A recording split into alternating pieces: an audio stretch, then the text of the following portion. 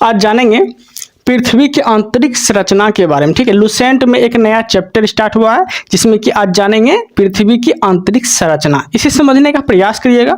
Okay, आगे बढ़ते हैं। देखिए, पृथ्वी की आंतरिक संरचना। ठीक है, पृथ्वी की आंतरिक संरचना पहले तो आप समझिए कि पृथ्वी की आंतरिक संरचना, पृथ्वी की आंतरिक जो संरचना है ये किस हिसाब से ढाला गया है और पृथ्वी की जो त्रिज्या है वो कितना है। ओके, तो पृथ्वी जो है एक तरह से कहीं ना कहीं गोल है। ओके, तो पृथ्वी की जो आंतरिक संरचना के हिसाब से हम देखें तो पृथ्वी की त्रिज्या की अगर पहले बात बोलेंगे हम तो इसकी पृथ्वी की त्रिज्या कितनी है पहले तो आपसे ये पूछेगा। तो पृथ्वी की जो त्रिज्या है वह आर बराबर, आर मतलब हो गया त्रिज्या, तो आर बराबर पृथ्वी की त्रिज्या कितना है 6378 जो है पृथ्वी की त्रिज्या है, पृथ्वी की त्रिज्या है। ओके, तो अब जो है पृथ्वी की आंतरिक संरचना में पृथ्वी की त्रिज्या हो गया इसमें कितना 6378 और ये तो त्रिज्या हो गया, लेकिन पृथ्वी का अगर व्यास आपसे पूछ लेगा, ठीक है, तो व्यास कितना हो जाएगा, तो ये हो जाएगा व्यास बराबर 2 इंटू त्रिज्या बराबर 2 गुना 6378 को जो है 2 से गुना करेंगे तो आपका जो टोटल व्यास निकल के आएगा वो निकल के आएगा 12,756 किलोमीटर। तो आपसे पृथ्वी की त्रिज्या पूछे या फिर पृथ्वी की व्यास पूछे, ठीक है, तो ये त्रिज्या अगर आपको मालूम है तो पृथ्वी का व्यास आप निकाल सकते हैं। ओके, आगे बढ़ते हैं। स्वेस नाम का एक वैज्ञानिक था, ठीक है, इसके अनुसार में पृथ्वी की आंतरिक संरचना को 3 भागों में बांटा गया। ठीक है, स्वेस नाम का एक वैज्ञानिक था, उसको ना पृथ्वी की आंतरिक संरचना को 3 भागों में बांटा। ओके, कैसे, तो ये पूरा पृथ्वी हो गया, पूरा पृथ्वी हो गया। तो पृथ्वी को ना केक की तरह काट के, ठीक है, जैसे कि केक काटते हैं आप तो केक का पीस निकालते हैं ना, तो वैसे पृथ्वी की आंतरिक संरचना को पीस निकाला करके, ठीक है, इस तरह से वो बांटने का प्रयास किया। तो स्वेस नाम का जो वैज्ञानिक था ना उसको ना वो 3 भागों में जो है पृथ्वी की आंतरिक संरचना को बांटा। ठीक है, जो कि वो 3 भाग कौन कौन था, तो वह था पहला ऊपर का भाग क्रस्ट, बीच वाला भाग मेटल और नीचे वाला, सबसे नीचे वाला भाग जो है वो कोर था। ओके, इस तरह से वो बांट दिया। ओके, क्रस्ट को हिंदी में बोलते हैं भूरपट्टी, क्रस्ट को हिंदी में बोलते हैं भूरपट्टी। ओके, और मेटल को हिंदी में क्या बोलते हैं आवरण, ठीक है, आवरण। और कोर को हिंदी में बोलते हैं क्रोड, कोर को हिंदी में क्रोड बोलते हैं। तो इस तरह से जो है वो बांटा, स्वेस नाम का वैज्ञानिक बांटा। ओके, क्रस्ट को अगर गहराई देखिए, क्रस्ट की गहराई कितना है तो 0 से 32 किलोमीटर, 0 से 32 किलोमीटर इसकी गहराई है। और मेटल की अगर गहराई बोलेगा आपसे तो 2900 किलोमीटर, 2900 किलोमीटर मेटल की गहराई। और कोर का गहराई बोलेगा तो 6378 किलोमीटर कोर की गहराई है। ओके, यहाँ तक आपको कोई प्रॉब्लम नहीं हुआ होगा। ओके, आगे बढ़ते हैं।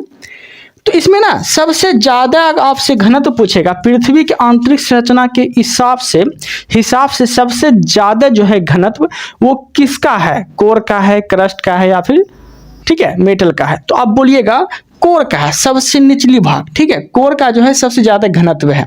ओके, जिसमें कि ताप दाब के हिसाब से जैसे भी देखिए तो उसमें घनत्व जो है वो ज़्यादा है। ओके, तो यहाँ तक कोई दिक्कत नहीं है। अब समझते हैं आगे।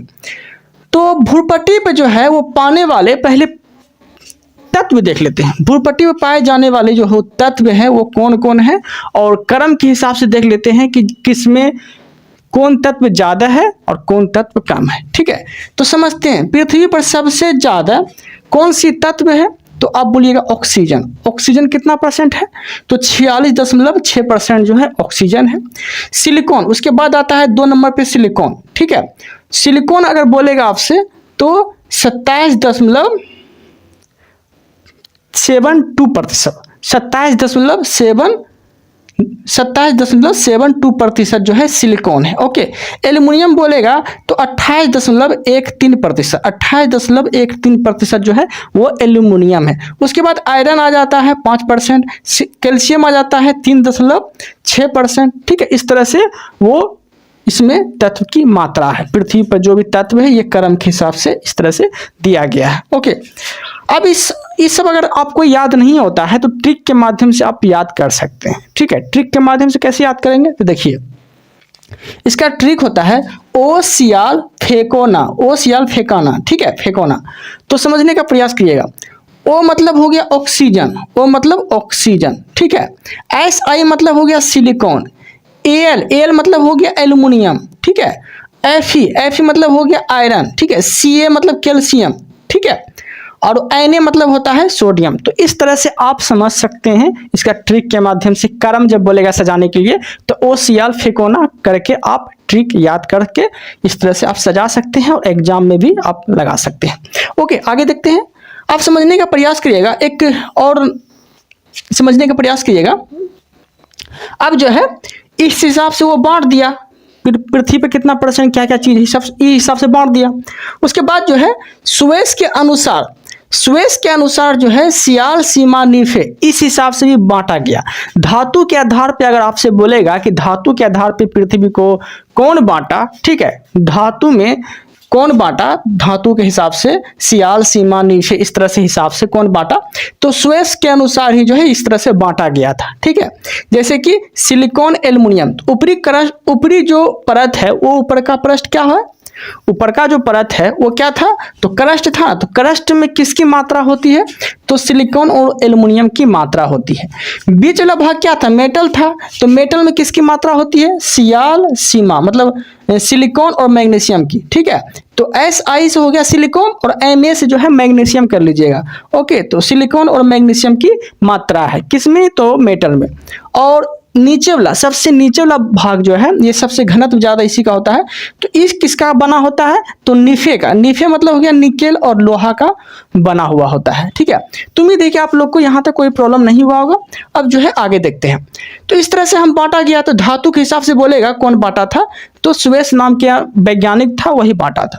अब जो है अब देखते हैं crust metal core. Crust metal core इस तरह से है।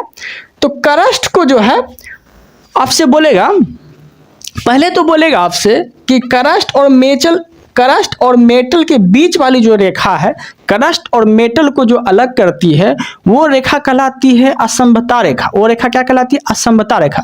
लेकिन ठीक है, लेकिन आपसे पूरा बोलेगा बोलने के लिए, तो क्रस्ट और मेटल के बीच जो रेखा खींची जाती है उसे बोलते हैं मोह रेखा। मोह असमता रेखा आप बोल सकते हैं, ठीक है। क्रस्ट और मेटल के बीच कौन सी रेखा, मोह रेखा। मेटल और कोर के बीच कौन सी रेखा, गुटेनबर्ग रेखा, ठीक है। क्रस्ट और मेटल के बीच मोह रेखा, मेटल और कोर के बीच गुटेनबर्ग रेखा। ओके, तो इस तरह से आप याद रख सकते हैं। ओके, तो मोह रेखा गुटेनबर्ग रेखा, मोह रेखा और गुटेनबर्ग रेखा, इसका ट्रिक बनाए हम लोग मग, ठीक है। मोह से मोह रेखा और गो से गुटेनबर्ग रेखा करके आप याद रख सकते हैं, ठीक है। अब देखते हैं आगे जो है वैज्ञानिक के अनुसार देखते हैं। वैज्ञानिक था, ठीक है, वैज्ञानिक जो है वो क्या किया, क्रस्ट को दो भागों में बांटा। एक वैज्ञानिक का नाम था जो कि क्रस्ट को दो भागों में बांटा, ठीक है। एक होता है ऊपरी लेयर, एक होता है लोअर लेयर, ठीक है, मतलब ऊपर वाला लेयर और नीचे वाला लेयर, ठीक है। तो इस तरह से आप याद, मतलब अपर क्रस्ट और लोअर क्रस्ट बोल सकते हैं, ठीक है।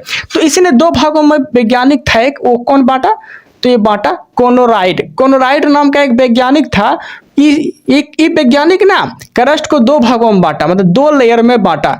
ऊपर का लेयर को अपर लेयर बोला गया और नीचे का लेयर को लोअर क्रस्ट बोला गया। मतलब कि ऊपर वाला को अपर क्रस्ट और नीचे वाला को लोअर क्रस्ट बोला गया, ठीक है। और ये कौन बांटा था, कोनोराइड नाम का वैज्ञानिक बांटा था। मेटल को भी दो भागों में बांटा, वो वैज्ञानिक का क्या नाम था, रेपेटी। कोर को भी दो भागों में बांटा, तो वो कौन बांटा, तो लेहमैन। कौन बांटा, लेहमैन बांटा। तो क्रस्ट को दो भागों में कोनोराइड, मेटल को दो भागों में रेपेटी, कोर को दो भागों में लेहमैन नाम का वैज्ञानिक रखा बांटा, ठीक है। ये जो है तीनों वैज्ञानिक जो है ये तरह तरह का भाग में इसको बांटा, ठीक है। ओके, तो बता दिया हम कौन कौन किसको बांटा। अब इसका ट्रिक होता है कोरोलो, ठीक है। तो कोरोलो करके आप याद रख सकते हैं, कर ले, ठीक है। को से कोनोराइड, रो से रेपेटी, ले से लेहमन, ठीक है। इस तरह से आप सजा सकते हैं, याद रख सकते हैं। ओके, यहाँ तक कोई दिक्कत नहीं है। तो उम्मीद है कि आप लोग को यहाँ तक कोई प्रॉब्लम नहीं हुआ होगा। ओके, अब जो है अब हम क्या पढ़ने वाले हैं, तो अब जो हम पढ़ने वाले हैं वो पढ़ने वाले हैं अक्षांश और देशांतर। अक्षांश और देशांतर जो है समझने का प्रयास करिएगा। पहले तो आपसे क्वेश्चन बोलेगा कि अक्षांश किसे बोलते हैं और देशांतर किसे बोलते हैं। ओके, तो उसे समझने का प्रयास करिएगा। अक्षांश मतलब लेटीट्यूड। अक्षांश को इंग्लिश में क्या बोलते हैं, लेटीट्यूड। एंड देशांतर को क्या बोलते हैं? लॉन्गिट्यूड। ठीक है, अक्षांश को लैटिट्यूड और देशांतर को लॉन्गिट्यूड बोलते हैं। ओके, इस तरह से आप समझ सकते हैं। तो समझने का प्रयास करिएगा कि इसमें अक्षांश कौन है और देशांतर कौन है। देखिए, ये जो पृथ्वी तो पूरा गोल है, पृथ्वी गोल है, तो पृथ्वी पे जो सीधी रेखा है ना, ऐसे करके जो सीधी रेखा है ना, ऐसे करके सीधी रेखा है, तो इस रेखा को बोलते हैं अक्षांश रेखा। ऐसे ऐसे जो रेखा है, ऐसे ऐसे ऐसे जो रेखा है, ठीक है, तो इस रेखा को बोलते हैं अक्षांश रेखा। ठीक है, ये रेखा क्या बोलते हैं? अक्षांश रेखा है। ठीक है, और पृथ्वी की आकृति कैसी है? तो जियोड। ठीक है, जियोड आकार की आकृति है इसकी। ओके, और पृथ्वी पर जो खींची गई ऐसी ऐसी रेखा है, सीधी लेटी हुई जो रेखा है, सूती हुई रेखा, ठीक है, तो उस रेखा को बोलते हैं अक्षांश रेखा। ओके, तो यहाँ उम्मीद है कि आप लोग को समझ में आ गया होगा। लेटी हुई रेखा, ठीक है, लेटी हुई रेखा को क्या बोलते हैं? अक्षांश रेखा। ओके, तो ये तो हो गया अक्षांश रेखा के बाद, जिसे इंग्लिश में बोलते हैं लेटीट्यूड। अब देखते हैं खड़ी रेखा। खड़ी रेखा मतलब देशांतर रेखा की बात बोल रहे हैं। ठीक है, ऐसे सूता हुआ था, ऐसे सूता हुआ था, जैसे मेरा हाथ ऐसे सूता हुआ है ना, ऐसे सूता हुआ है रेखा, पृथ्वी पर खींची गई ऐसे ऐसे रेखा, तो वो हो गया अक्षांश रेखा। और ऐसे खड़ा है, ऐसे खड़ा है, ठीक है, तो ऐसे ऐसे जो देखिए खड़ा है ना, खड़ा रेखा है, तो इस रेखा, खड़ी खड़ी रेखा को क्या बोलते हैं? तो इसे बोलते हैं देशांतर रेखा। क्या बोलते हैं? देशांतर रेखा। तो उम्मीद है कि आप लोग को अक्षांश और देशांतर में समझ में आ गया होगा, कोई प्रॉब्लम नहीं हुआ होगा। ओके, अब देखते हैं आगे। तो ये हो गया अक्षांश, ये हो गया देशांतर। अब देखिए, ये अक्षांश हो गया और ये हो गया देशांतर। मतलब ये हो गया अक्षांश, ये हो गया अक्षांश, ऐसे सुता हुआ रेखा अक्षांश हो गया, और ये हो गया देशांतर। तो देशांतर और अक्षांश जब दोनों को एक दूसरे को काटती है रेखा ना, नहीं समझे? देखिए, ये हो गया अक्षांश रेखा और ये हो गया देशांतर रेखा, क्योंकि खड़ी रेखा जो है पृथ्वी पर, खड़ी रेखा वो देशांतर रेखा हो गया। तो अक्षांश और देशांतर रेखा जब एक दूसरे को काटती है, करोस्ची बनाती है ऐसे करके, एक दूसरे को जब काटती है, तो उस घटना को क्या बोलते हैं? तो उस घटना को बोलते हैं हम लोग क्या?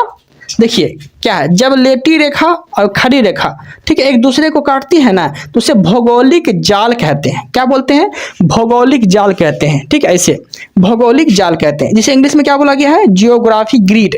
जियोग्राफी ग्रिड, ग्रिड को जाल बोल सकते हैं। ओके, तो उसे बोला गया है जियोग्राफी जाल। ठीक है, मतलब जियोग्राफी ग्रिड।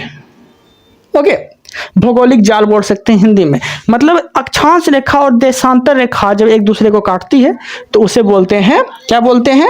जियोग्राफी ग्रिड, भौगोलिक जाल बोलते हैं।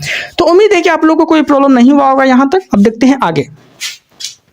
अब देखिए, आपसे क्वेश्चन पूछेगा, ये जो पूरा ग्लोब है, ऐसे ग्लोब तो ऐसे ही होता है, ये ग्लोब का निर्माता किसे बोला गया है? तो ग्लोब का जो निर्माता बोला गया है, ये बोला गया है मार्टिन वेहम को। मार्टिन वेहम को जो है ग्लोब का निर्माता बोला गया। ठीक है, ग्लोब को जो है निर्माता नाम दिया था। निर्माता मतलब किसे बोला गया है? मार्टिन वेहम को। तो यहां तक कोई दिक्कत नहीं है। अब देखते हैं आगे। ओके, अब देखते हैं यहाँ पे। अब देखिए, अब इस तरह से पूरा गोल पृथ्वी है, तो ऐसे खींची गई जो रेखा है, बीच में जो खींची गई रेखा है, इसे क्या बोलते हैं? इसे बोलते हैं अक्षांश रेखा। क्या बोलते हैं? अक्षांश रेखा बोलते हैं। तो एक होता है ऊपर, एक होता है नीचे। तो ऊपर मतलब कि दक्षिण पश्चिम उत्तर दक्षिण में तो कोई प्रॉब्लम नहीं होता होगा आपको। ऊपर वाला हो गया क्या? उत्तर, और नीचे वाला हो गया दक्षिण। ठीक है, पूरा पश्चिम, इस तरह से आप याद रख सकते हैं। तो ऊपर वाला जो है भाग है ना, ऊपर वाला भाग उसे बोलते हैं उत्तरी, और नीचे वाला भाग को बोलते हैं दक्षिणी। ठीक है, और बीच में जो रेखा खींची गई है, तो ऊपर का लेयर को बोलते हैं उत्तरी अक्षांश, नीचे का लेयर को बोलते हैं दक्षिणी अक्षांश। ठीक है, यहां तक कोई दिक्कत नहीं है। कंसेप्ट बाय कंसेप्ट समझा रहे हैं और स्टेप बाय स्टेप समझा रहे हैं। ओके, तो ऊपर की तो अक्षांश दो तरह का होता है, उत्तरी अक्षांश और दक्षिणी अक्षांश। ओके, यहां तक कोई दिक्कत नहीं है। तो अब देखिए, जो बीच में रेखा खींची गई है, ठीक है, इसे हम बोलते हैं 0 डिग्री देशांश, 0 डिग्री अक्षांश। ठीक है, इसे हम 0 डिग्री अक्षांश भी बोल सकते हैं, जो बीच में रेखा खींची गई है। ठीक है, और इसे क्या बोलते हैं? इसे भूमध्य रेखा भी बोलते हैं। क्या बोलते हैं? भूमध्य रेखा भी बोलते हैं। इसे अक्षांश बोलते हैं, इसे भूमध्य रेखा भी बोलते हैं। ये सब चीज याद रखिएगा। अक्षांश को हम भूमध्य रेखा भी बोल सकते हैं। ओके, अब देखिए, अब भूमध्य रेखा पे दिन रात जो है वो बराबर होती है। भूमध्य रेखा पे जो है, मतलब यही जो है अक्षांश पे, भूमध्य रेखा पे जो है दिन रात जो है बराबर होती है। दिन रात बराबर जो होती है, तो इस घटना को क्या बोला जाता है? तो इस घटना को बोला जाता है विषुव, इस घटना को बोला जाता है विषुव, मतलब कि इक्विनॉक्स बोला जाता है, इक्विनॉक्स। हिंदी में इसे बोल सकते हैं आप विषुवत रेखा, विषुवत रेखा भी इसे बोला जाता है, ठीक है, विषुव, विषुव। ओके, भूमध्य रेखा पे दिन रात बराबर होती है और इस घटना को बोलते हैं इक्विनॉक्स इंग्लिश में, और हिंदी में विषुव बोलते हैं। ओके, अब समझने का प्रयास करिएगा। आपसे बोलेगा अक्षांश की कुल संख्या कितनी है। अक्षांशों की जो ऐसे ऐसे ऐसे ऐसे जो अक्षांश है, छूती हुई रेखा, छूती हुई रेखा तो अक्षांश कहलाती है। तो अक्षांशों की कुल संख्या कितनी है, तो अक्षांशों की जो कुल संख्या है ना वो टोटल 180 है। अक्षांश की टोटल संख्या 180 है। ओके, क्यों 180 है, क्योंकि ऊपर होता है 90 और नीचे होता है 90, तो 90 और 90 कितना हो गया टोटल, ऊपर भी 90 नीचे भी 90, तो 90 90 कितना हो गया टोटल, तो टोटल अक्षांश की जो होती है कुल संख्या 180 होती है। अक्षांश की कुल संख्या 180 होती है। ओके, यहाँ तक कोई दिक्कत नहीं है आप लोग को। आगे बढ़ते हैं। अब देखिए, भूमध्य रेखा को 2 बार काटने वाली आपसे नदी पूछ लेगी, ठीक है। भूमध्य रेखा को कौन जो है 2 बार काटती है, नदी, ठीक है, वो नदी का नाम बताना है।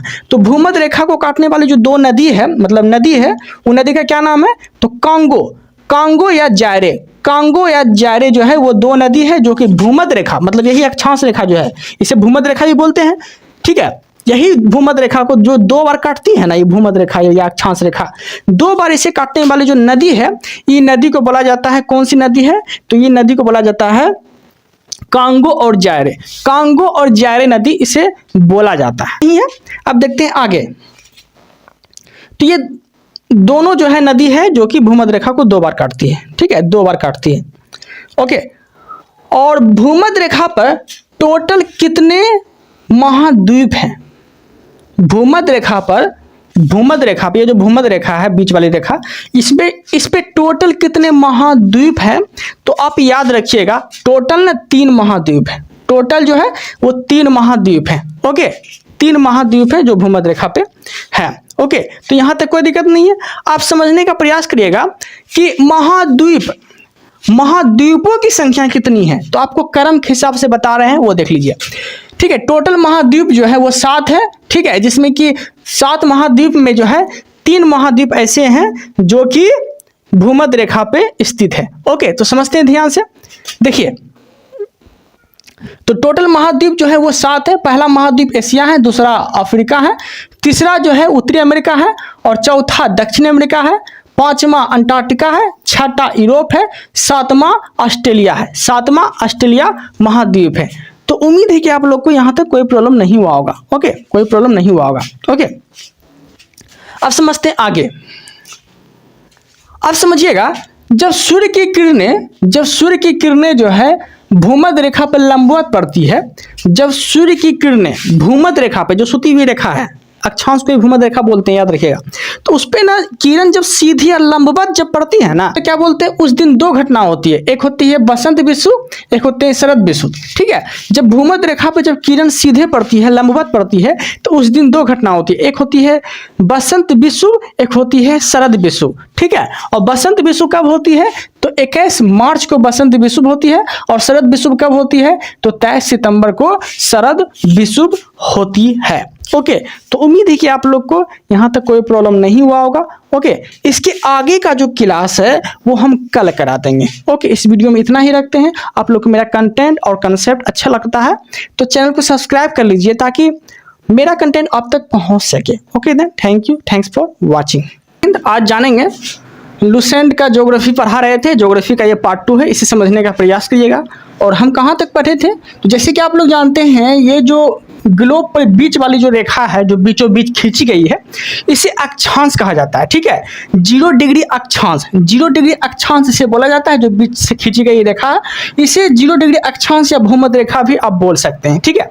तो आपसे क्वेश्चन पूछेगा, भूमध्य रेखा जो है वो कितने महाद्वीपों से होके गुजरती है, तो आप बोलिएगा 3 महाद्वीपों से होके गुजरती है, जिसमें कि पहला आता है दक्षिण अमेरिका, फिर एशिया, फिर अफ्रीका, ठीक है। दक्षिण अमेरिका, एशिया और अफ्रीका, इस तरह से महाद्वीप से होके गुजरती है। ओके, और अगर आपसे देश पूछ लिया कि भूमध्य रेखा कितने देशों से होके गुजरती है, तो आप बोलिएगा टोटल 13 देश से होके गुजरती है। टोटल 13 देश से होके गुजरती है, जिसमें कि 13 देश का जो है ना नाम आपको याद रखना है। तो ऐसे जेन्युइन तरीका से अगर आप याद करते हैं तो 13 देश का नाम जो है आपको याद नहीं भी रहेगा, ठीक है, भूल भी सकते हैं।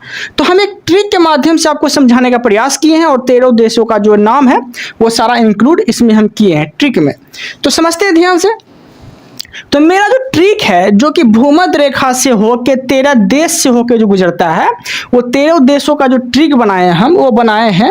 ये ट्रिक मेरा क्या है, इसे समझने का प्रयास कीजिएगा। ट्रिक जो मेरा है वो है CBI। तो CBI तो समझते हैं आराम से, सो गया, ठीक है, CBI सो गया काका के कमाई से, ठीक है। ट्रिक का क्या नाम है, CBI सो गया काका के कमाई से। ओके, यहां तक कोई प्रॉब्लम नहीं है।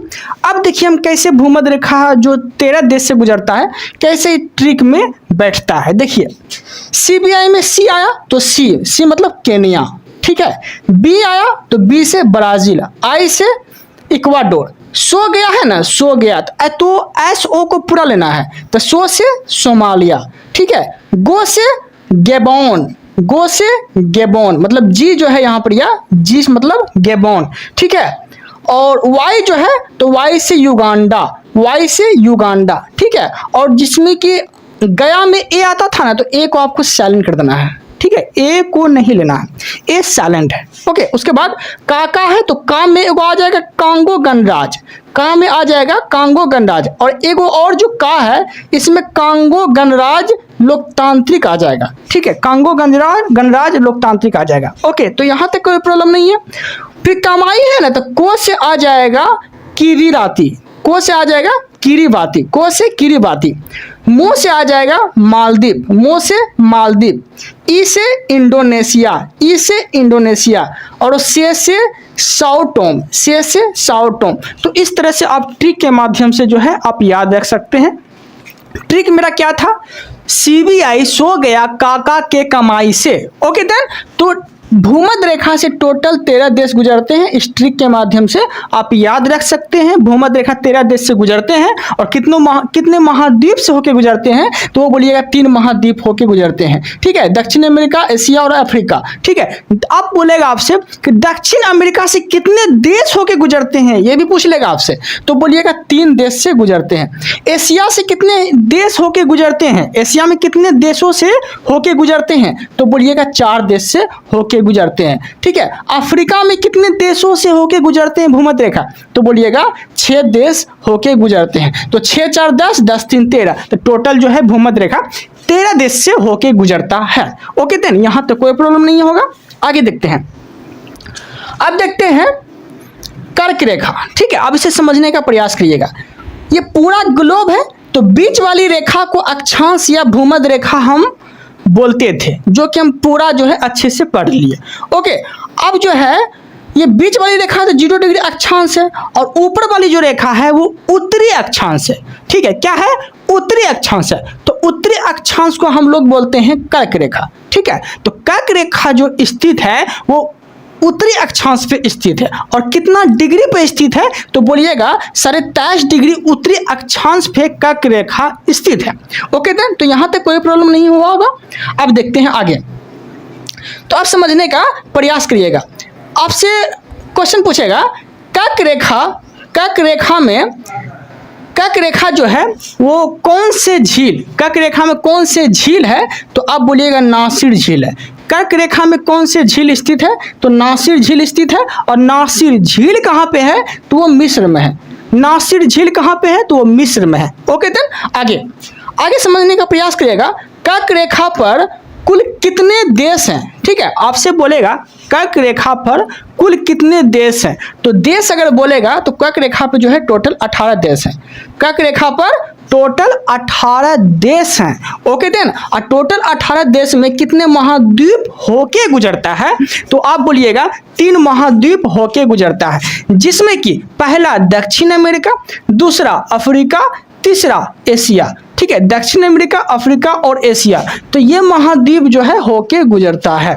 ओके देन, तो यहाँ तक कोई दिक्कत नहीं है। अब दक्षिण अमेरिका में कितने देश आते हैं जो कर्क रेखा होके गुजरता है? तो 2 देश, ठीक है। अफ्रीका में कितने देश आते हैं जो कि कर्क रेखा होके गुजरता है? तो 8 देश। एशिया में कितने देश आते हैं? तो 8 देश आते हैं। तो 8 8 16, 16 2 18, तो टोटल जो है कर्क रेखा 18 देश होके गुजरता है। ओके, तो यहाँ तक कोई प्रॉब्लम नहीं हुआ होगा। अब देखते हैं आगे। तो जैसे कि आप लोग को ओके, आप जो बोलेगा आपसे, आप बोलेगा कर्क रेखा पर, कर्क रेखा को जो 2 बार काटती है नदी, कर्क रेखा को जो 2 बार काटती है नदी, वो नदी का क्या नाम है? तो कर्क रेखा को ना 2 बार काटती है, वो नदी का नाम है माही नदी। माही नदी ना कर्क रेखा को 2 बार काटती है, एक बार ऐसे काटती है, एक बार ऐसे काटती है, ठीक है। एक बार ऐसे, एक बार फिर ऐसे, मतलब एक बार जाने वक्त काटती है, एक बार लौटने वक्त काटती है, ठीक है। तो कर्क रेखा को 2 बार काटने वाली अगर नदी बोल दिया आपसे तो बोलिएगा माही नदी। ओके देना, आप समझने का प्रयास करते हैं। ओके, अब बोलेगा आपसे कि जब जो है कर्क रेखा पर सूर्य के किरणें, कर्क रेखा पर जब सूर्य की किरणें सीधी पड़ती है, लंबवत पड़ती है, तो इस दिन कौन सी घटना होती है?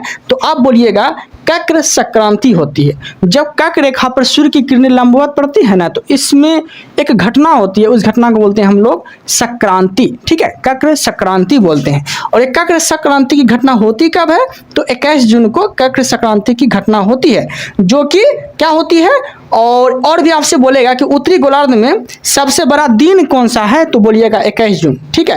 कर्क संक्रांति को दिन, कर्क संक्रांति के दिन ही जो है उत्तरी गोलार्ध में सबसे बड़ा दिन होता है, क्योंकि उत्तरी गोलार्ध मतलब कर्क संक्रांति, कर्क रेखा तो उत्तर में पड़ता है, तो उत्तरी गोलार्ध में सबसे बड़ा दिन जो होता है वो 21 जून को होता है। ओके देन, आगे देखते हैं। अब जो है, अब हम देखने वाले हैं, ठीक है, अब हम देखने वाले हैं देश, ठीक है। कर्क रेखा पे टोटल कितना देश था? 18 देश था। कर्क रेखा पे टोटल 18 देश था। तो 18 देश को हम देखने वाले हैं। जैसे कि भूमध्य रेखा को ट्रिक के माध्यम से याद किए थे ना, तो कर्क रेखा को भी हम ट्रिक के माध्यम से याद करेंगे। तो कर्क रेखा पे टोटल कितने देश हैं? तो टोटल जो है वो 18 देश है। टोटल कितना देश है? तो टोटल 18 देश है। ओके देन, अब इसे समझने का प्रयास करिएगा। इसका एक ट्रिक के माध्यम से आपको समझाने का प्रयास करेंगे।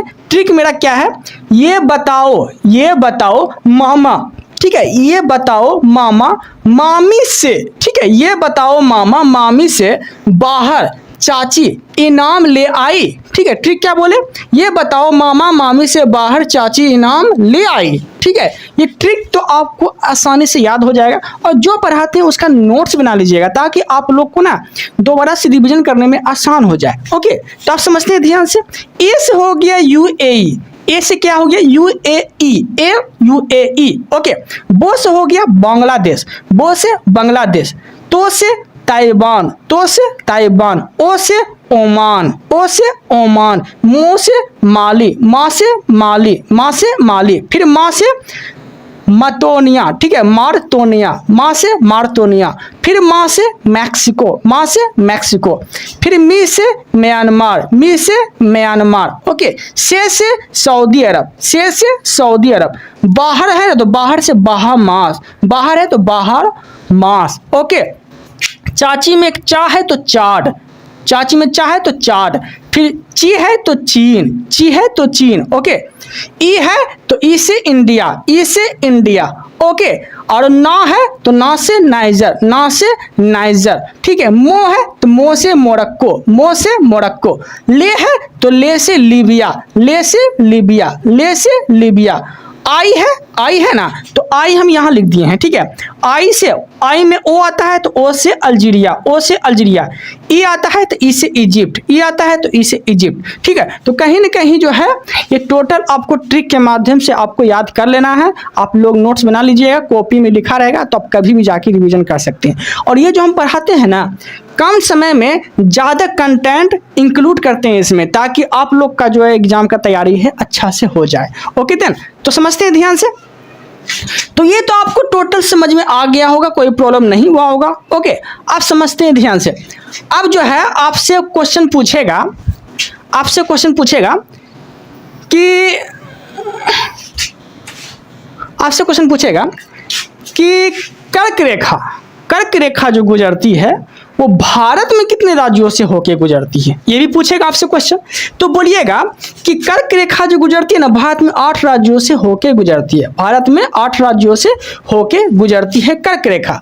और इसका जो ट्रिक बनाए हैं हम वो सीक्वेंस से बनाए हैं, ठीक है, मतलब कि पश्चिम से पूरब की ओर जाते हुए राज्यों का क्रम इस तरह से सजाए हैं। कैसे, तो ये जानते हैं।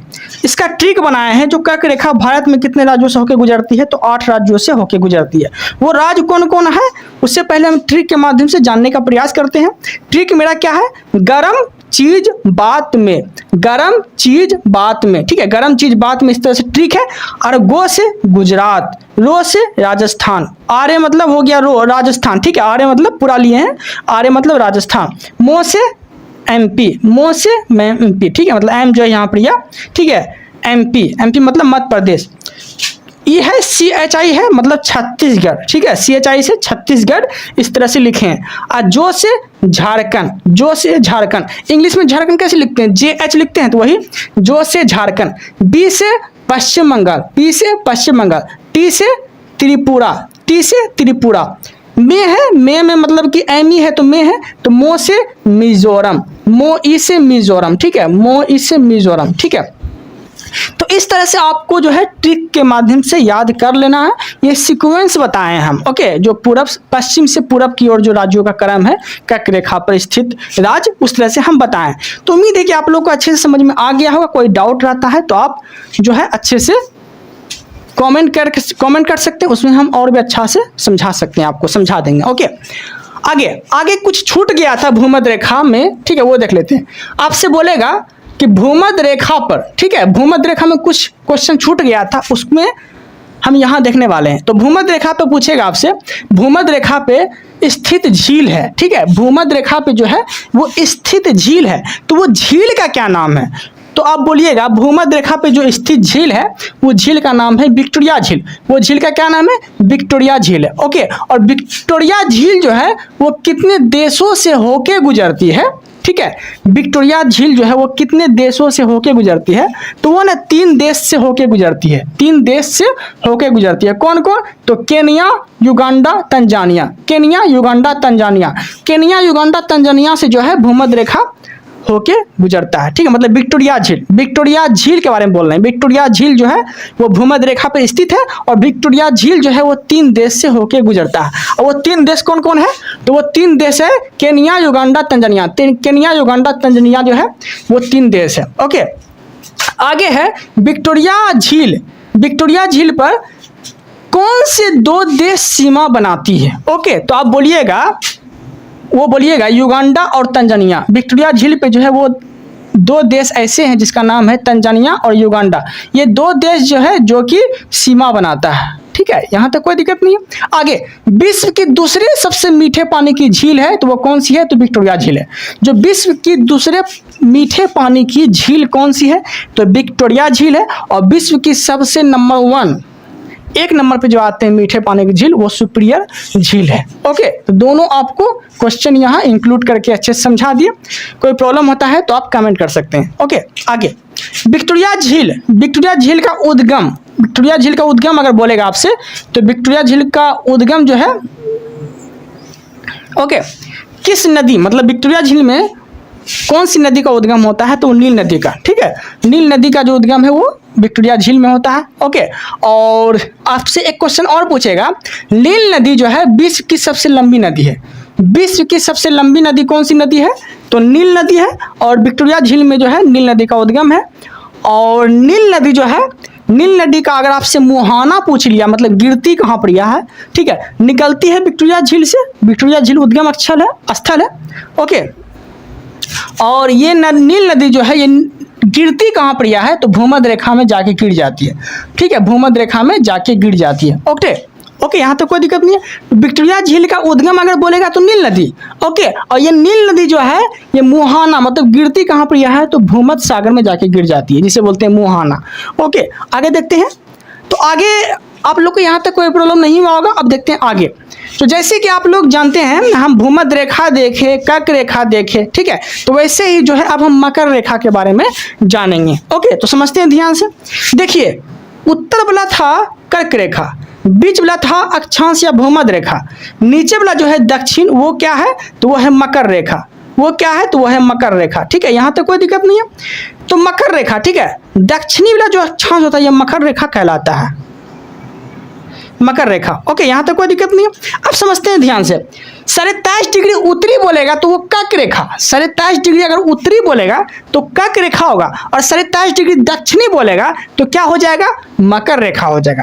ठीक है, मकर रेखा, मकर रेखा से आपसे क्वेश्चन पूछेगा कि मकर रेखा को 2 बार कौन सी नदी काटती है, तो बोलिएगा लिम्पोपो नदी। नदी काटती है मकर रेखा को 2 बार, तो क्या बोलेंगे, लिम्पोपो नदी जो है वो मकर रेखा को 2 बार काटती है। ओके देन आगे, आगे क्या है, मकर रेखा पर, मकर रेखा जो है वो कितने महाद्वीपों से होके गुजरती है, तो क्या बोलेंगे, तो मकर रेखा जो है वो 3 महाद्वीपों से होके गुजरती है। ठीक है, कौन कौन, तो आइए जानते हैं। पहला दक्षिण अमेरिका, दूसरा अफ्रीका, तीसरा ऑस्ट्रेलिया। ठीक है, दक्षिण अमेरिका, अफ्रीका और ऑस्ट्रेलिया ये 3 महाद्वीप होके गुजरता है कौन, तो मकर रेखा। तो ठीक है, तो दक्षिण अमेरिका में 4 गो देश ऐसा है जो कि मकर रेखा होके गुजरता है, और अफ्रीका में 5 ऐसा देश है जो कि मकर रेखा होके गुजरता है, और ऑस्ट्रेलिया में 1 देश ऐसा है जो कि मकर रेखा जो है इस देश से होके गुजरता है। तो कहीं ना कहीं मकर रेखा जो है 10 देश होके गुजरता है। मकर रेखा पे वो 10 देश का जो नाम है वो हम ट्रिक के माध्यम से जानने का प्रयास करेंगे। और वो ट्रिक मेरा क्या है, तो माँ अम्बा बचाओ पनामा से, माँ अम्बा बचाओ पनामा से, इस तरह से मेरा ट्रिक है। अब ट्रिक के माध्यम से देखिए कैसे जानते हैं। देखिए, मो से हो गया मेडागास्कर, ओ से हो गया अर्जेंटीना, बो से हो गया ब्राजील, बो से हो गया बोत्सवाना, चो से हो गया चिली, ओ से हो गया ऑस्ट्रेलिया। ठीक है, पो से हो गया पराग्वे, नो से हो गया नाम्बिया, मो से हो गया मोजाम्बिक, और से हो गया साउथ अफ्रीका। ठीक है, तो इस तरह से है जो मकर रेखा पे देश है वो 10 को देश है जो कि ट्रिक के माध्यम से आप याद रख सकते हैं। और आपसे एक क्वेश्चन और पूछेगा कि मकर रेखा पे जो दिन होता है, ठीक है, वो सबसे बड़ा दिन ये कब होता है, तो वो होता है 22 दिसंबर को। ठीक है, मकर रेखा पे सबसे बड़ा दिन जिसे बोलते हैं दक्षिणी गोलार्ध में सबसे बड़ा दिन, तो वो 22 दिसंबर को होता है। और 22 दिसंबर को जो है हम लोग मकर संक्रांति मनाते हैं, मकर संक्रांति के रूप में इसे जाना जाता है। और मकर संक्रांति की घटना कब होती है, जब सूर्य की किरणें जो है मकर रेखा पे लंबवत पड़ती है तब होती है। ओके देन, आप लोग को अगर मेरा कंटेंट अच्छा लग रहा है तो चैनल को सब्सक्राइब कर लीजिए ताकि मेरा कंटेंट जो है आप तक पहुंच सके। ओके, इस वीडियो में इतना ही। Thank you, thanks for watching. आज हम जानेंगे देशांतर के बारे में। ठीक है, हम पहले वाला वीडियो में जो है अक्षांश के बारे में पूरी तरह से पढ़ लिए थे। ओके, अक्षांश और देशांतर में क्या अंतर है, तो अक्षांश और देशांतर में यही अंतर है कि मतलब कि सूता हुआ जो रेखा था, जो लाइनिंग रेखा था, सूता हुआ रेखा ऐसे ऐसे खींचा हुआ, वो क्या था, अक्षांश था। ठीक है, 0 डिग्री अक्षांश, भूमध्य सागर रेखा, ये सब सारा जो है हम इस पहले वाला वीडियो में हम लोग देख लिए हैं। और आज जो हम जानने वाले हैं वो जानने वाले हैं देशांतर के बारे में। ठीक है, और पूरी तरह से समझने का प्रयास करिएगा। उम्मीद है कि आप लोग को यहाँ समझ में आएगा। ओके, और आप लोग जो है नोट्स बना लीजिएगा कॉपी में ताकि आगे आप रिविजन कर सके। ओके, स्टार्ट करते हैं। देशांतर, देशांतर को समझने का प्रयास करिएगा। इसे इंग्लिश में बोला जाता है लॉन्गिट्यूड। ओके, लॉन्गिट्यूड जो है इंग्लिश में बोला जाता है देशांतर को। ओके ना, तो देशांतर जो होती है ये उत्तर से दक्षिण की ओर मिलाने वाली रेखा को देशांतर कहा जाता है। ओके, उत्तर से दक्षिण मिलाने वाली रेखा को देशांतर कहा जाता है। जैसे कि आप लोग देख रहे हैं इस तरह से लाइनिंग जो है ऊपर से नीचे खींचा गया है। ठीक है, इस तरह से लाइनिंग जो है ऊपर से नीचे खींचा गया है, इसे क्या बोलते हैं, देशांतर बोला गया है। ओके देन, समझने का प्रयास करिएगा। देशांतर, देशांतर की अगर कुल संख्या बोलेगा आपसे कि देशांतर कितना डिग्री पे है, देशांतर की कुल संख्या कितनी है, तो आप क्या बोलेंगे, तो बोलिएगा 360। देशांतर की कुल संख्या कितनी थी, 360। ओके देन, और अक्षांश की कुल संख्या कितनी थी, 180। ओके, वो हम पहले वाले वीडियो में देख लिए हैं। तो देशांतर की कुल संख्या जो है वो 360 है। ओके, और 2 देशांतर के मध्य दूरी, 2 देशांतर के मध्य दूरी को क्या बोला जाता है, तो क्या बोला जाता है, तो उसे बोला जाता है गोरे। ठीक है, ये देशांतर हो गया इस तरह से। 2 देशांतर है ना, 1 2 मतलब कि इस तरह से जो लाइनिंग के बीच में जो गैप है ना, वो 2 देशांतर के मध्य दूरी को क्या बोला जाता है, तो उसे बोला जाता है गोरे। ओके देन, एग्जाम में डायरेक्ट आपसे पूछ लेगा कि 2 देशांतर के मध्य दूरी को क्या बोला जाता है, तो आप बोलिएगा गोरे बोला जाता है। ओके देन, आगे समझने का प्रयास करते हैं। अब देखिए, अब आपसे बोलेगा कि मैक्सिमम दूरी, देशांतर की मैक्सिमम दूरी कहाँ पे हो सकती है। ओके, तो देशांतर की जो मैक्सिमम दूरी है, मतलब अधिकतम दूरी, वो भूमध्य रेखा पे हो सकती है। भूमध्य रेखा पे जो है देशांतर की अधिकतम दूरी हो सकती है। कैसे, तो देखिए यहाँ जो गैप है ना, यहाँ समझने का प्रयास करिएगा। ये देखिए इस तरह से गैप जो है ना, गैप इस तरह से लाइनिंग जो खींचा गया है, तो यहाँ बीच में जो गैप है ये हो गया क्या, ये हो गया भूमध्य रेखा। ये क्या हो गया, भूमध्य रेखा हो गया। ओके, अब भूमध्य रेखा में क्या बोला गया कि मैक्सिमम दूरी, भूमध्य रेखा में जो है मैक्सिमम दूरी, ठीक है, मैक्सिमम दूरी कितना हो सकती है, तो 111.32 किलोमीटर, मतलब 111.32 किलोमीटर। ओके, देन देशांतर पे जो है, देशांतर की जो अधिकतम दूरी हो सकती है वो हो सकती है मैक्सिमम भूमध्य रेखा पे। कहाँ हो सकती है, भूमध्य रेखा पे हो सकती है। ओके देन, और मिनिमम दूरी अगर पूछ लिया, कम दूरी अगर पूछ लिया, तो वो हो सकती है ध्रुवों पे। ठीक है, देशांतर की मिनिमम दूरी ध्रुवों पे, देशांतर की मैक्सिमम दूरी तो भूमध्य रेखा पे। भूमध्य रेखा ये हो गया इस तरह से बीच वाली रेखा, और ध्रुव जो हो गया ये ध्रुव हो गया, जहां दक्षिण लिखे है ना ये जो है इसका ध्रुव हो गया। ओके, ध्रुव मतलब कि ध्रुवों पे जो होगी वो देशांतर की न्यूनतम दूरी होगी, और कितना होगी, तो 0 किलोमीटर जो होगी वो देशांतर की न्यूनतम दूरी होगी। ओके, देन आगे समझते हैं। अब देखिए, अगर समझने का प्रयास कीजिएगा, अगर एगो ऐसे खींची गई है, एगो ऐसे खींची गई है, ठीक है, तो इसे क्या बोलेंगे, एक देशांतर अगर ऐसे करके खींची गई है तो इसे हम बोलेंगे अर्धवृत्त। अर्धवृत्त इसे बोल सकते हैं। ओके, कैसे, तो ऐसे, मतलब कि ऐसे अगर एगो खींचा गया है तो इसे बोलते हैं अर्धवृत्त। ठीक है, और यही एगो जो है फिर ऐसे दोनों जुड़ जाए तो इसे क्या बोलेंगे, इस तरह से दोनों अगर जुड़ जाए तो इसे बोलते हैं वृत्त, मतलब संपूर्ण वृत्त इसे बोल सकते हैं। ओके, संपूर्ण वृत्त बन जाएगा। अगर एगो है तो वो अर्धवृत्त हो गया, अगर दो गो हो गया, दोनों ऐसे जोड़ दिए, ठीक है, तो इसे संपूर्ण वृत्त बन गया। ओके, संपूर्ण वृत्त बन जाएगा, तो यहाँ तक कोई दिक्कत नहीं होना चाहिए आप लोग को। अब जो है हम आगे समझाने का प्रयास करते हैं। ओके, देखिए आप, तो जैसे कि दोनों मिला देंगे तो वो दोनों वृत्त जो है संपूर्ण वृत्त बन जाएगा। ओके, आगे समझते हैं। देशांतर, तो देशांतर हो गया सीधे लाइन वाला। ठीक है, तो 0 डिग्री देशांतर इसे क्या बोलते हैं, 0 डिग्री देशांतर को हम क्या बोल सकते हैं।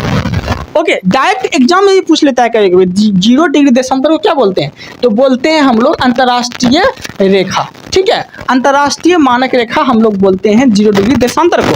ओके, और ये जो गुजरती है ये कहाँ से होके गुजरती है, तो ये ग्रीनविच होके गुजरती है, ग्रीनविच से होके गुजरती है। और ग्रीनविच कहाँ पड़ता है, तो लंदन में पड़ता है। ओके, लंदन में ग्रीनविच पड़ता है।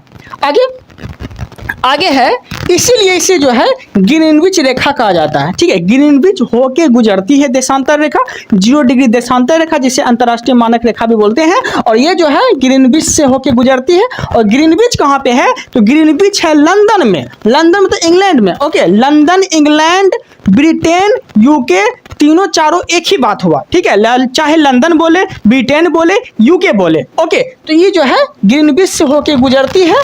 ओके, ग्रीनविच से होके गुजरती है, और ग्रीनविच कहाँ है, तो लंदन में है। ओके, अब इसे समझने का प्रयास करिएगा। इसीलिए इसे ना ग्रीनविच रेखा भी बोला जाता है, क्योंकि वहां से गुजरती है, तो इसे हम ग्रीनविच रेखा बोल सकते हैं। ओके, आगे अब देखिए, अब जो है 0 डिग्री देशांतर रेखा, 0 डिग्री देशांतर रेखा जो गुजरती है वो कहाँ कहाँ और किस किस देश से होके गुजरती है, ब्रिटेन के अलावा और किस देश से होके गुजरती है वो जान लीजिए। ओके, तो पहला तो हो गया ब्रिटेन। ब्रिटेन को हम लोग यूके भी बोल सकते हैं, यूके बोल सकते हैं, लंदन बोल सकते हैं, इंग्लैंड बोल सकते हैं, तीनों तो एक ही बात है। ओके, तो यूके से भी गुजरती है देशांतर रेखा, 0 डिग्री देशांतर रेखा यूके से भी गुजरती है, स्पेन से भी होके गुजरती है, घना से होके भी गुजरती है। घना की राजधानी है अक्रा, याद रखिएगा, तो घना से होके भी गुजरती है, टोगो से होके गुजरती है, और बुर्किना फासो से होके गुजरती है।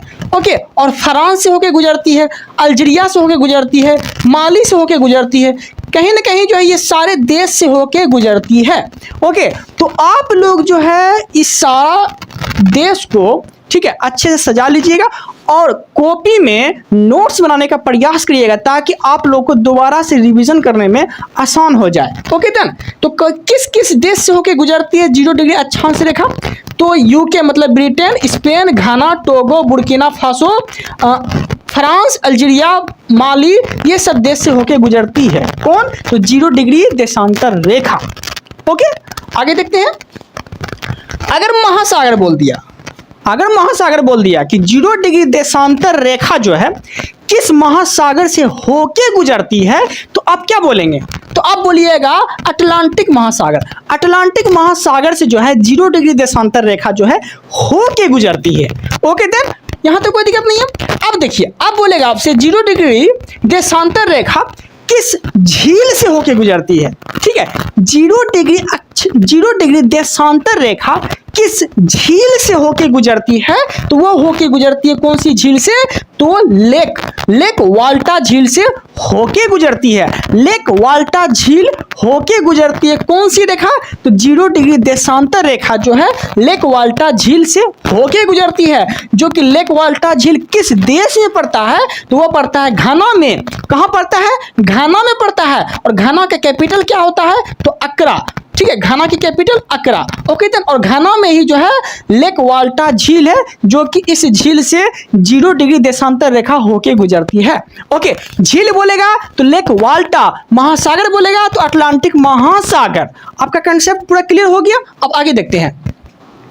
0 डिग्री देशांतर रेखा, ठीक है, इसे अंतरराष्ट्रीय समय रेखा भी इसे बोलते हैं। ठीक है, अंतरराष्ट्रीय मानक समय रेखा इसे बोलते हैं। ओके देन, यहां तो कोई दिक्कत नहीं है। अब इसे समझने का प्रयास करिएगा कि इसे जो है अंतरराष्ट्रीय समय रेखा कब निर्धारित किया गया, किस सम्मेलन में निर्धारित किया गया। ओके, वो समझने का प्रयास करिएगा। देखिए, ये जो है अंतरराष्ट्रीय मानक समय रेखा 1884 में वाशिंगटन डीसी में एक सम्मेलन हुआ था। ठीक है, वाशिंगटन डीसी कहां पड़ता है? अमेरिका में पड़ता है। तो वही जो है अमेरिका की राजधानी है वाशिंगटन डीसी। ओके, तो ये जो है 1884 में वाशिंगटन डीसी सम्मेलन हुआ था। वाशिंगटन डीसी सम्मेलन में यहीं पे बताया गया कि ये जो देशांतर है ये पूरा जो है विश्व का समय निकाला जाएगा। मतलब कहीं ना कहीं जो है यही देशांतर को जो है 0 डिग्री देशांतर को अंतरराष्ट्रीय समय रेखा जो घोषित किया गया वो 1884 ईस्वी में घोषित किया गया। और 0 डिग्री देशांतर रेखा से अंतरराष्ट्रीय समय भी निकाला जाता है। ठीक है, यही बात बोला गया है कि देशांतर से पूरा विश्व का समय निर्धारित किया जाता है कि किस देश में कौन सा समय अभी हो रहा होगा। अगर यहाँ 12 बजा है तो ब्रिटेन में कौन समय हो रहा होगा। तो ये सारा जो समय निकाला जाता है, इस सारा जो है 0 डिग्री देशांतर रेखा से ही निकाला जाता है। ओके देन, अब आगे समझने का प्रयास करते हैं। ठीक है, अब देखिए आगे क्या बोला गया। तो यहां तक तो कोई प्रॉब्लम नहीं होना चाहिए आपको। अब देखते हैं दूसरा। देखिए, अब देखिए देशांतर तो ये हो गया जो सीधा रेखा है। ओके, ये हो गया उत्तरी, ये हो गया दक्षिणी। उत्तरी से दक्षिण मिलाने वाली रेखा को ही देशांतर रेखा कहा जाता है। तो 0 डिग्री देशांतर रेखा। ओके देन, अब इसे समझने का प्रयास करिएगा। ओके, अब देखिए 0 डिग्री देशांतर रेखा जो कितना होता है? तो 360 देशांतर को अंतरराष्ट्रीय मानक रेखा बोला जाता है, जिसे बोलते हैं IST। तो इसकी संख्या कितनी थी देशांतर रेखा की? 360 थी। ओके, इसे जो अंतरराष्ट्रीय मानक रेखा बोला जाता है। अब इसे समझने का प्रयास करिएगा। तो ये हो गया उत्तर, ये हो गया दक्षिण। तो उत्तर से दक्षिण मिलाने वाली रेखा को ही देशांतर रेखा बोला जाता है। अब इसे समझने का प्रयास करिएगा कि इसके पीछे भी ना एक रेखा होती है। देशांतर के पीछे भी एक रेखा होती है जो कि हम लोग को दिखाई नहीं देती है। ओके, ये पृथ्वी गोल है तो देशांतर के पीछे वाले जो डॉट करके जो रेखा है ना, ये हमें दिखाई नहीं देती है। ये पीछे होती है, जो लाइन है ना ये पीछे होती है, जो हमें दिखाई नहीं देती है। तो इस लाइन को हम लोग क्या बोलते हैं? इस लाइन को बोलते हैं 180 डिग्री देशांतर।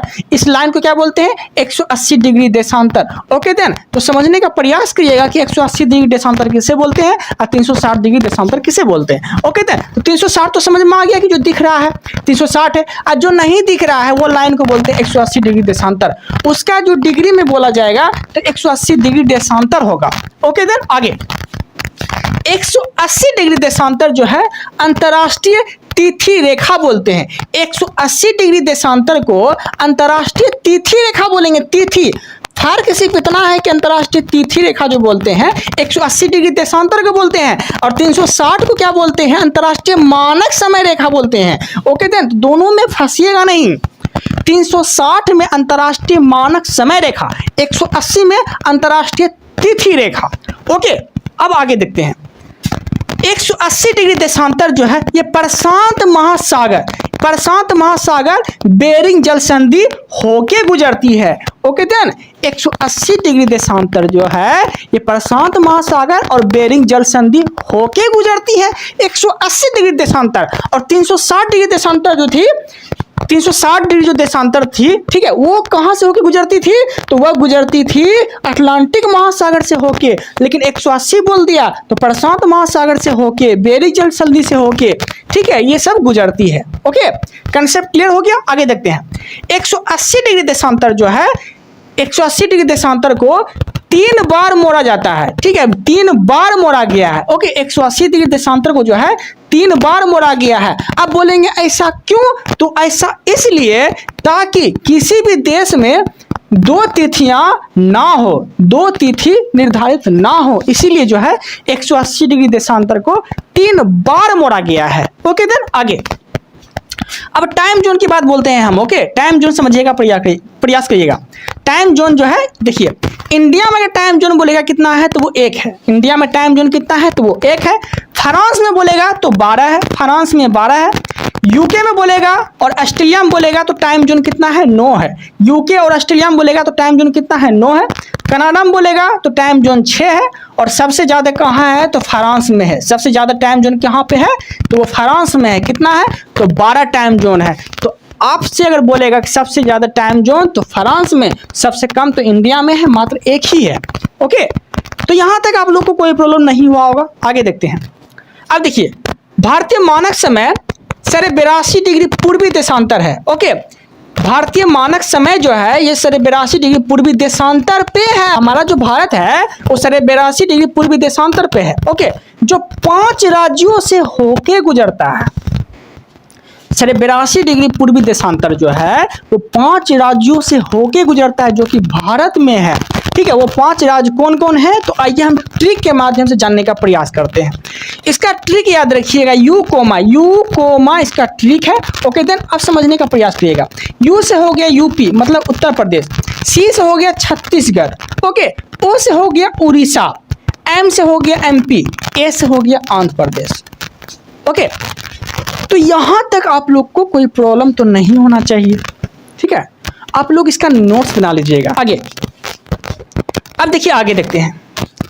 अब जो है मानक समय ज्ञात करना है आपको। ठीक है, मानक समय देखिए कैसे ज्ञात किया जाता है कि किस देश में कौन सा समय होगा। ओके, तो समझते हैं। देखिए, टोटल देशांतर की संख्या कितनी है? 360 है। ओके, टोटल घंटा कितना होता है? 24 होता है। टोटल देशांतर की संख्या 360, टोटल घंटा कितना होता है? तो 24 घंटा होता है दिन भर में। ओके, आप समझने का प्रयास करिएगा। अब देखिए मानक समय हम कैसे निकालते हैं। ओके, अब देखिए 360 देशांतर है। ठीक है, घंटा कितना है? टोटल देशांतर कितना है? 360 है। ठीक है, और टोटल घंटा कितना है? 24 घंटा होता है।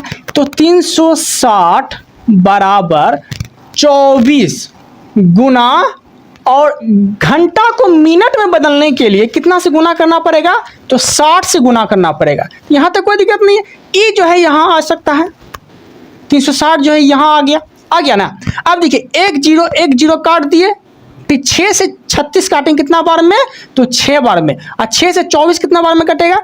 4 बार में। ये 4 जो निकला मेरा, तो 1 डिग्री में 4 मिनट समय निकला। 1 डिग्री में 4 मिनट समय निकला ना, 4 मिनट समय। अब यहां पे समझने का प्रयास करिएगा। 1 डिग्री बराबर 4 मिनट। ओके, 1 डिग्री बराबर 4 मिनट होता है। तो 15 डिग्री बराबर कितना मिनट? 60 मिनट। 15 डिग्री बराबर 60 मिनट। ओके, 15 चौक करेंगे तो 60 हो जाएगा। मतलब 1 घंटा में 15 डिग्री देशांतर घूमती है पृथ्वी। ओके देन, तो कोई दिक्कत नहीं है। अब देखिए आगे समझने का प्रयास करिएगा। ओके, तो 15 गुना जब 4 करें तो क्या होता है? 60 होता है। मतलब कि 15 डिग्री 1 घंटा में 15 डिग्री घूमती है। एक घंटा में 15 डिग्री घूमती है। अब आधा घंटा निकालने बोल देगा तो ये 15 को जो है आधा कर देंगे तो 7.5 हो जाएगा। और बराबर देखिए आगे, अब आपसे एक क्वेश्चन पूछेगा। क्वेश्चन क्या है तो समझने का प्रयास करिएगा। इससे पहले नोट्स देख लीजिए। देशांतर अगर पूरब में पूछ लिया, ठीक है, तो प्लस होगा। पश्चिम में पूछ लिया तो माइनस होगा। ठीक है, मतलब समय जो है पूरब में बढ़ता है और समय जो है पश्चिम में घटता है। यहां सिर्फ नोट समझ के आप याद कर लीजिए, हम कंसेप्ट क्लियर कर रहे हैं। देखिए अब देखिए एक क्वेश्चन के माध्यम से समझाने का प्रयास करते हैं।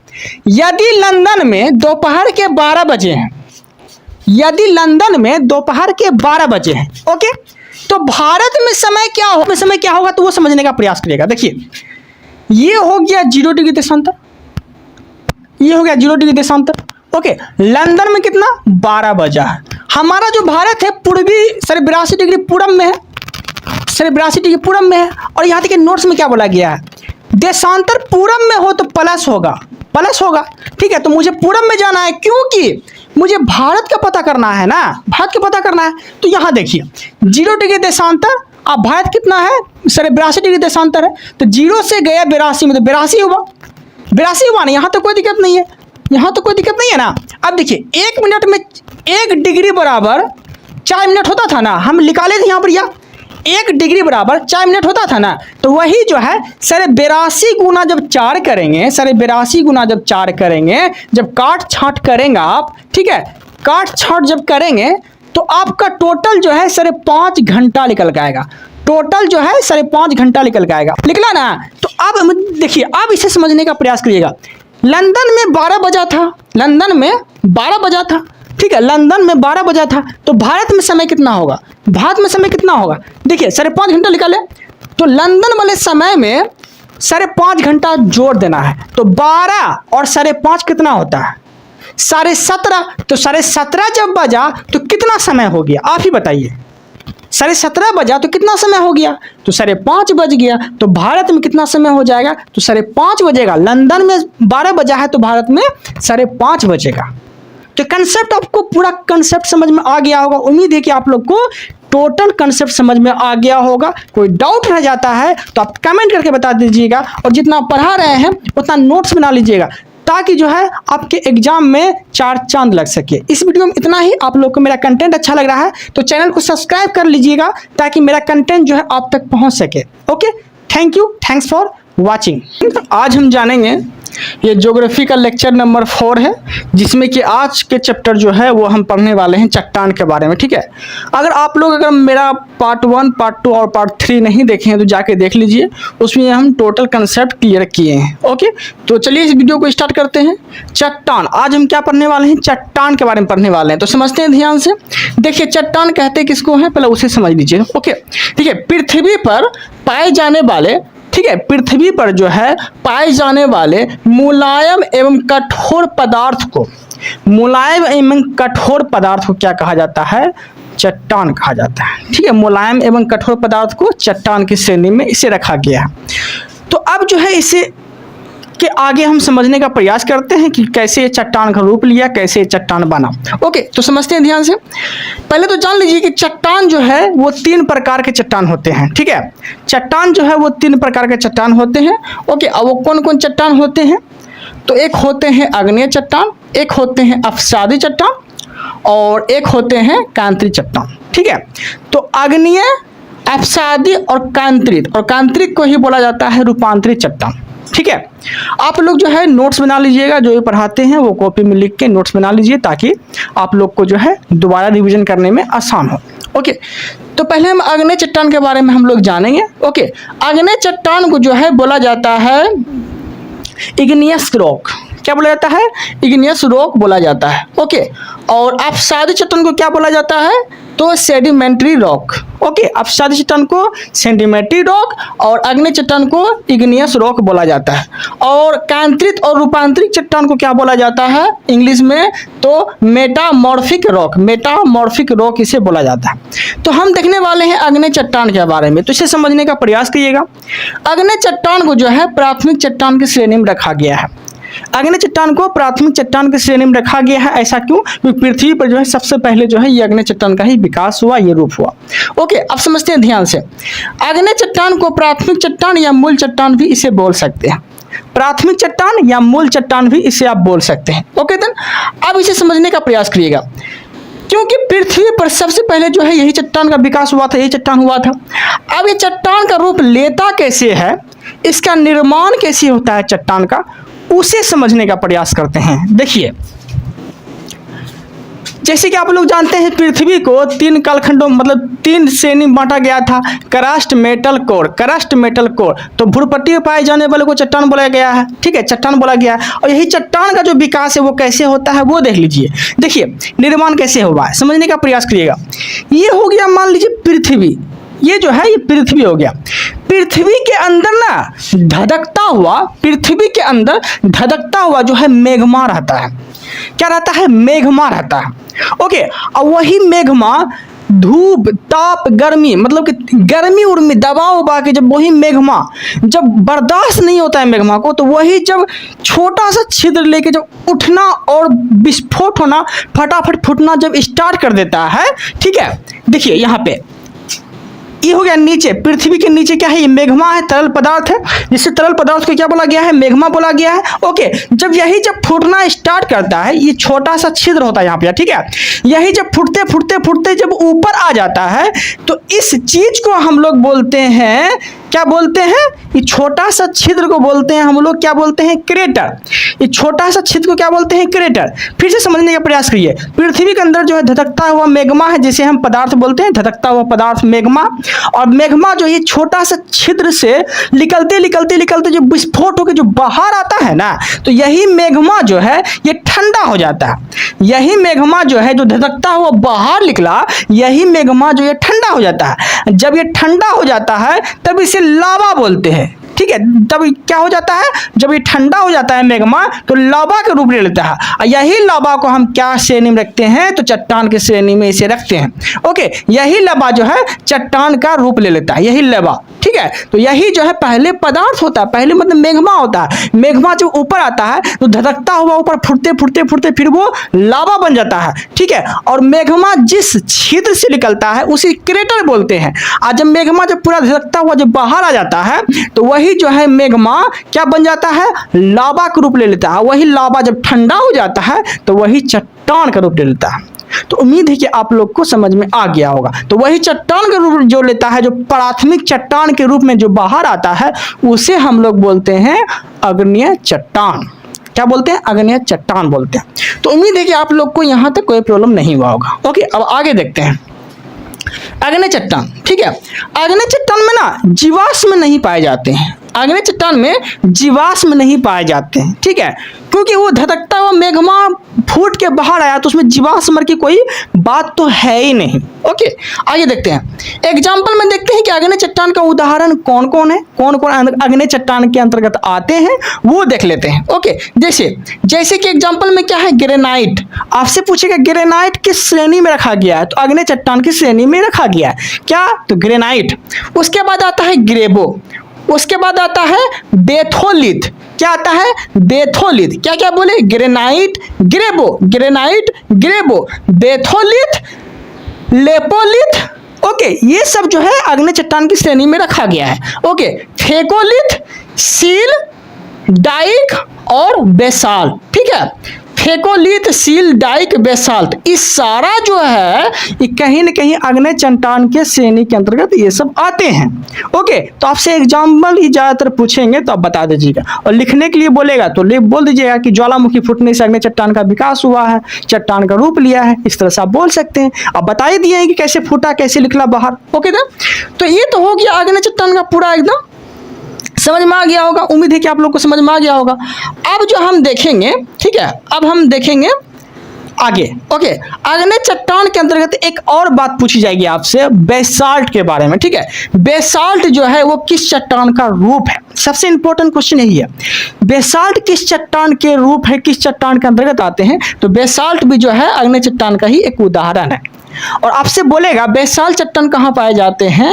तो महाराष्ट्र में पाए जाते हैं। महाराष्ट्र में किस पठार में पाए जाते हैं? महाराष्ट्र के, तो वो दक्कन का पठार जो महाराष्ट्र में है, वहीं पे यह जो है बेसाल्ट चट्टान पाए जाते हैं ज्यादातर। ओके, और सबसे ज्यादा मतलब बेसाल्ट चट्टान से किस मिट्टी का विकास हुआ है? आपसे क्वेश्चन पूछेगा कि बेसाल्ट चट्टान से किस मिट्टी का विकास हुआ है, तो आप बोलिएगा काली मिट्टी का विकास हुआ है, ठीक है। बेसाल्ट चट्टान से काली मिट्टी का विकास हुआ है। ओके, देन आगे देखते हैं।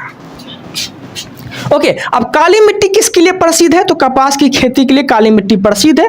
ओके, तो ये चीजें आप याद रखिएगा। ओके, कपास की खेती के लिए काली मिट्टी उपयुक्त मानी। तो हम देख लिए आग्नेय चट्टान के बारे में, ठीक है। तो अब हम देखने वाले हैं अपसादी चट्टान के बारे में, ठीक है, क्योंकि चट्टान 3 प्रकार के होते हैं, आग्नेय, अपसादी, कैंत्रित। आग्नेय के बारे में कोई डाउट तो नहीं होना चाहिए आप लोग को। अब देखते हैं अपसादी चट्टान के बारे में।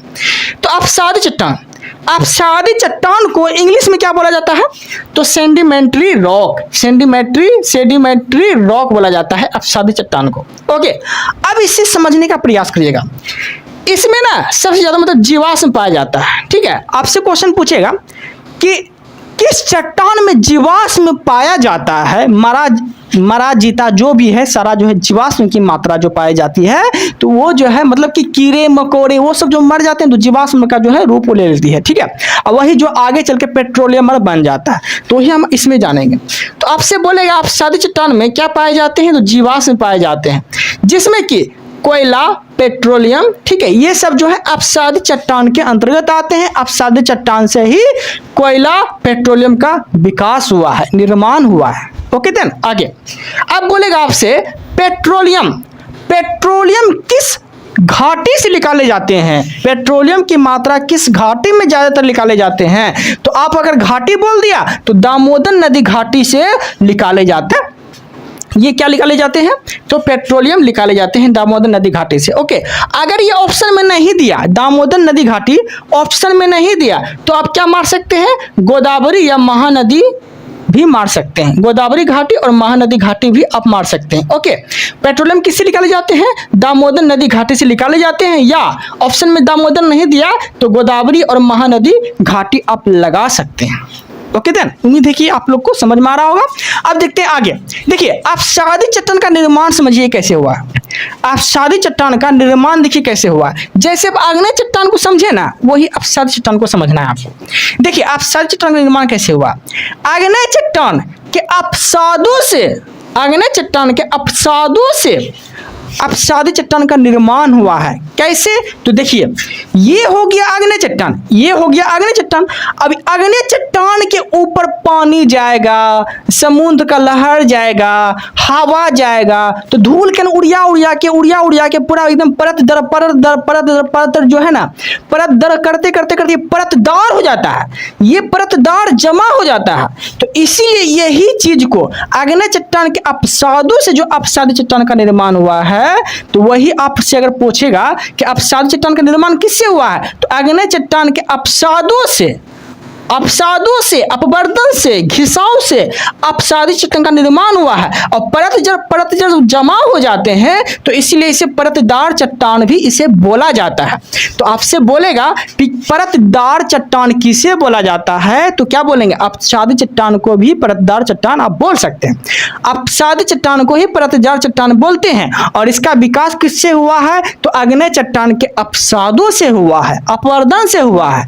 ओके, यहां तक कोई दिक्कत नहीं है। अब समझते हैं ध्यान से। यहां एग्जाम्पल, अपसादी चट्टान के एग्जाम्पल समझिए। लोयस किसका उदाहरण है? तो अपसादी चट्टान का उदाहरण है।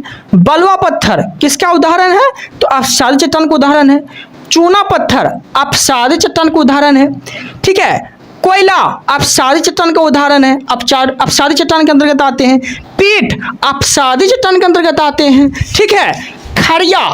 खड़िया अपसादी चट्टान के अंतर्गत आते हैं। टीलाइट अपसादी चट्टान के अंतर्गत आते हैं। सेल, चाक ये अपसादी चट्टान के अंतर्गत आते हैं।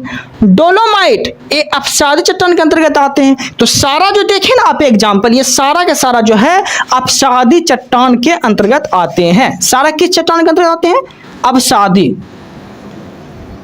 अपसादी चट्टान के अंतर्गत जो है ये सारा चीज आते हैं। ये चीज याद रखिएगा। ओके देन, उम्मीद है कि आप लोग को अपसादी चट्टान में कोई दिक्कत नहीं हुआ होगा। अब देखिए क्वेश्चन आपसे कैसे पूछेगा। क्वेश्चन आपसे पूछेगा कि इनमें से कौन अपसादी चट्टान के अंतर्गत नहीं आते हैं? क्या बोलेंगे? इनमें से कौन कौन अपसादी चट्टान के अंतर्गत नहीं आते हैं? 4 गो ऑप्शन दे देगा आपको, ठीक है। अब वो 4 ऑप्शन कौन कौन है देखिए। आपको ऑप्शन देगा, ऑप्शन ए में कोयला क्या अपसारी चट्टान के अंतर्गत आते हैं? तो हाँ आते हैं। चौक अपसारी चट्टान के अंतर्गत आते हैं? आते हैं। डोलोमाइट अपसारी चट्टान के अंतर्गत आते हैं? तो आते हैं। लेकिन ग्रेनाइट, ग्रेनाइट क्या अपसारी चट्टान के अंतर्गत आते हैं? तो क्या बोलेंगे आप? नहीं, ग्रेनाइट अपसारी चट्टान के अंतर्गत नहीं आते हैं। ओके देन, तो उम्मीद है कि पूरा कंसेप्ट जो है आप लोग को अच्छे समझ में आ गया होगा। ओके, और ग्रेनाइट जो है वो आग्नेय चट्टान के अंतर्गत आते हैं, ठीक है, आग्नेय चट्टान के अंतर्गत आते हैं, ना कि अपसारी चट्टान के अंतर्गत आते हैं। ओके, तो इस तरह से आपसे क्वेश्चन पूछेगा तो आप इस तरह से बता सकते हैं। ओके, अब देखते हैं आगे। अब तीसरा हम देखने वाले हैं रूपांतरित चट्टान या फिर कैंत्रित चट्टान। रूपांतरित चट्टान बोले या कैंत्रित चट्टान बोले, दोनों एक ही बात है। ओके, यहां तक कोई दिक्कत नहीं है। अब इसे समझने का प्रयास करिएगा। ओके, रूपांतरित चट्टान को इंग्लिश में क्या बोलते हैं? तो मेटामॉर्फिक रॉक, मेटामॉर्फिक रॉक बोला जाता है रूपांतरित चट्टान या कैंत्रित चट्टान को। ओके, अब इसे समझने का प्रयास करिएगा। रूपांतरित चट्टान का विकास कैसे हुआ है वो समझते हैं। देखिए, ताप दाब के कारण, ताप और दाब के कारण, दबाव के कारण, ठीक है, ये तो फिर से समझाने का प्रयास करते हैं। देखिए, ताप दाब, आग्नेय चट्टान और अपसारी चट्टान ही, आग्नेय चट्टान और अपसारी चट्टान का दूसरा रूप ही रूपांतरित चट्टान है, क्योंकि अपसारी चट्टान और आग्नेय चट्टान के दबाव के वजह से नया चीज का जो निर्माण होता है ना, उसे रूपांतरित चट्टान के अंतर्गत रखे गए हैं। और किताबी भाषा में यहां लिखा गया है कि ताप दाब के कारण कुछ आग्नेय कुछ अपसारी का दूसरा रूप में बदल जाना है, रूपांतरित चट्टान इसे बोलते हैं। ओके देन, यहां तो कोई दिक्कत नहीं है। ओके, अब देखते हैं आगे। देखिए, आग्नेय चट्टान में अगर बोलेगा तो ग्रेनाइट और बेसाल्ट, ग्रेनाइट और बेसाल्ट जो है आग्नेय चट्टान के अंतर्गत आते थे। ग्रेनाइट और बेसाल्ट क्या थे? तो आग्नेय चट्टान के अंतर्गत आते थे। रूपांतरित चट्टान में और कौन कौन आएंगे? तो नीस और सिल्ट। नीस और सिल्ट किस चट्टान का उदाहरण है? तो रूपांतरित चट्टान का उदाहरण है। ओके, अच्छे से समझिए। देखिए, आग्नेय का रूपांतरित रूप ग्रेनाइट और बेसाल्ट, आग्नेय का रूपांतरित रूप ग्रेनाइट और बेसाल्ट। ओके, रूपांतरित आप समझिए, रूपांतरित चट्टान का उदाहरण अगर आपसे बोल दिया, ठीक है, तो नीस और सिल्ट, नीस और सिल्ट, ठीक है, ये रूपांतरित चट्टान का ये उदाहरण है, नीस और सिल्ट। ओके देन, अब समझते हैं अपसारी चट्टान के उदाहरण में कौन कौन आ जाते हैं? तो कोयला, चौक और सेल। कोयला, चौक और सेल जो है अपसारी चट्टान के अंतर्गत आते हैं और अपसारी चट्टान के ये रूपांतरित रूप हैं। ओके, रूपांतरित रूप का मतलब आप समझ नहीं रहे हैं, ठीक है। नया रूप में बदल जाना रूपांतरित रूप। जैसे कोयला किसका रूपांतरित रूप है? तो अपसारी चट्टान का रूपांतरित रूप है।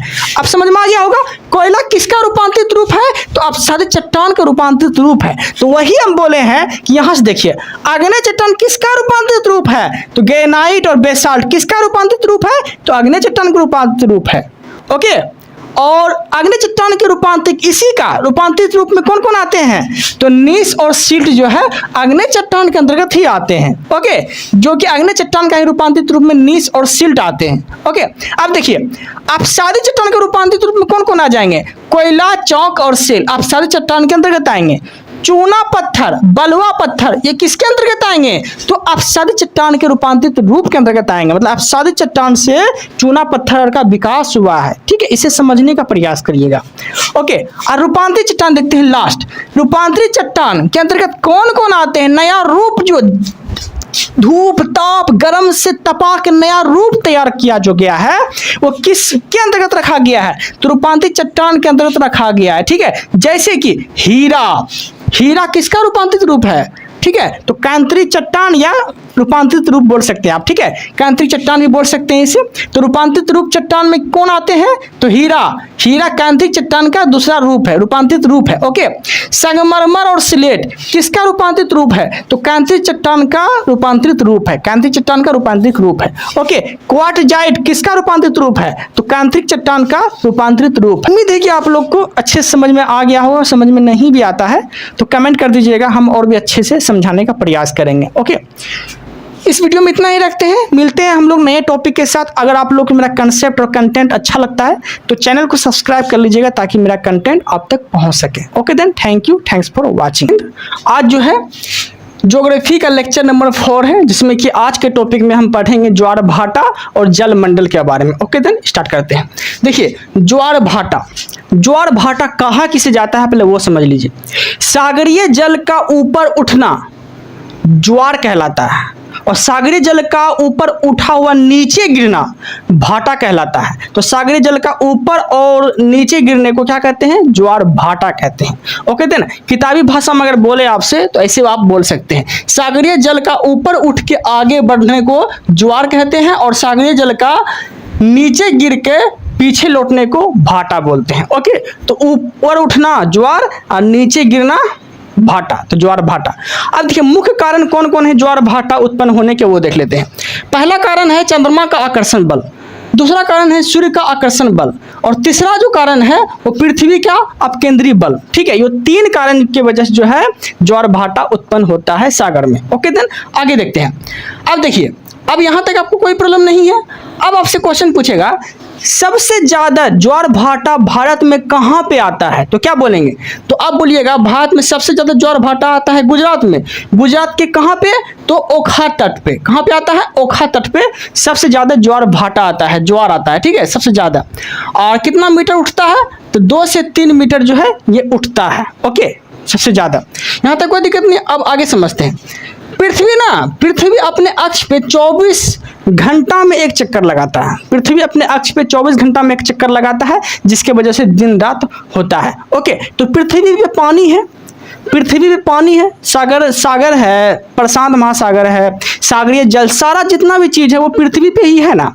ओके, तो इसे समझने का पहले प्रयास करिएगा। देखिए यहाँ पे आपको समझाते हैं।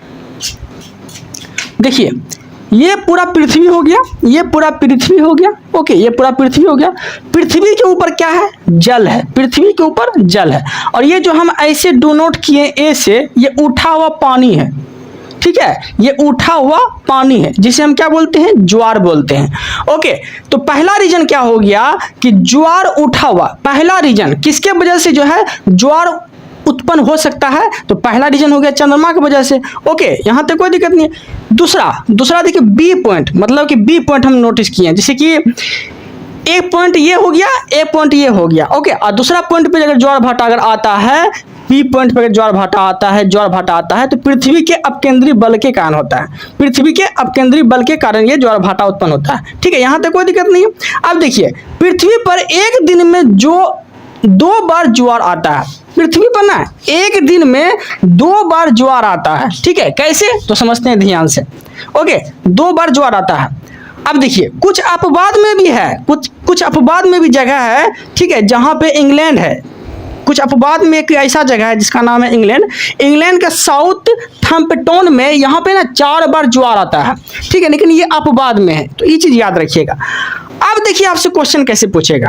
ओके, जैसे कि ज्वार भाटा जैसे ए बिंदु से उठा ना, ज्वार भाटा अगर ए बिंदु से उठा तो वही बिंदु पे फिर से अगर उठेगा ना तो कितना टाइम लेगा?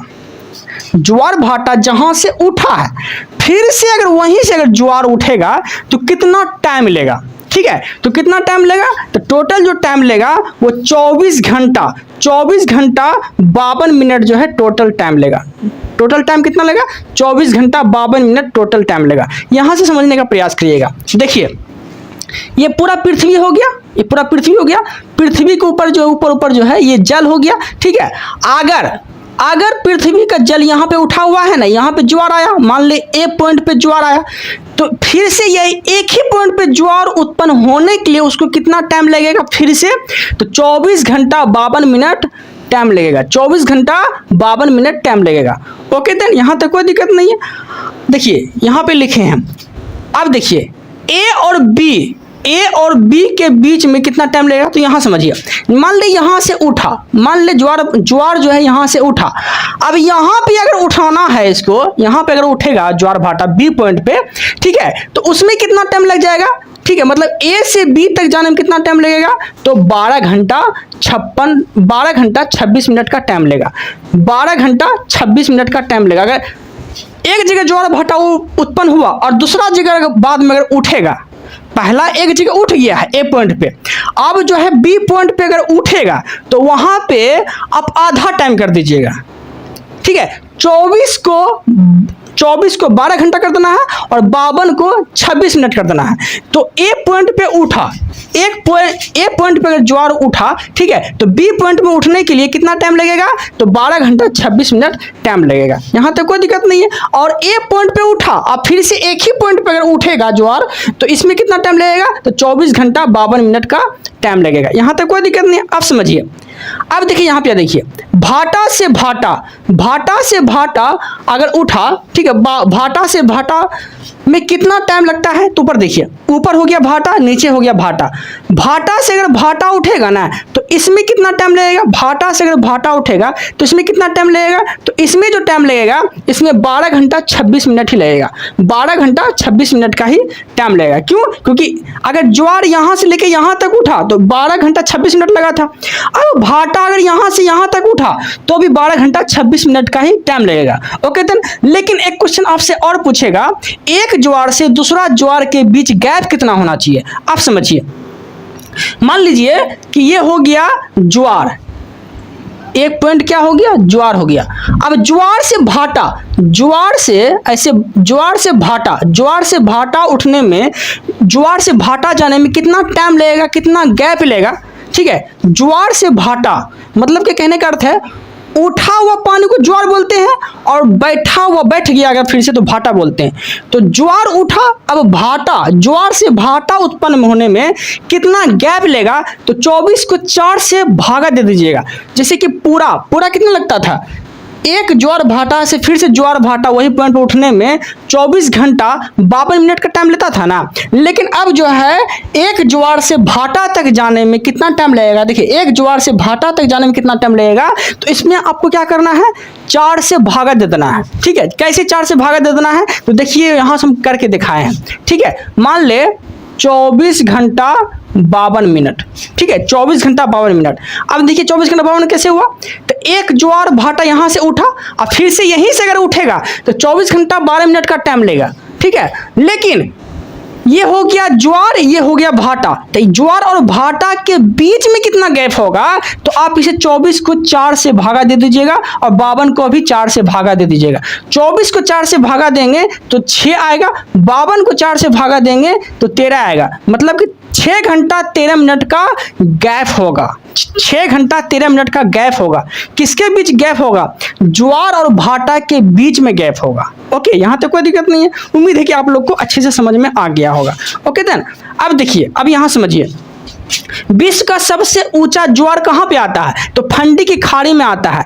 विश्व का सबसे ऊंचा ज्वार कहाँ पे आता है, तो फंडी की खाड़ी में आता है। और ये कहाँ पे है, तो ये कनाडा में है। कहाँ पे है, तो ये कनाडा में है। ओके, और कितना मीटर ऊंचा उठता है ज्वार, ये तो 12 से 13 मीटर जो है ऊंचाई तक ये जाता है। ठीक है, सबसे विश्व में सबसे ज्यादा ऊंचा बोलेगा ज्वार भाटा, मतलब ज्वार कहाँ पे आता है, तो फंडी की खाड़ी बोलिएगा। कितना मीटर उठता है, तो 12 से 13 मीटर तक ऊंचाई तक ये ज्वार ऊपर उठता है। यहाँ तक कोई दिक्कत नहीं है। ओके, उम्मीद है कि आप लोग को अच्छे से समझ में आ गया होगा यहाँ पे। अब देखते हैं आगे।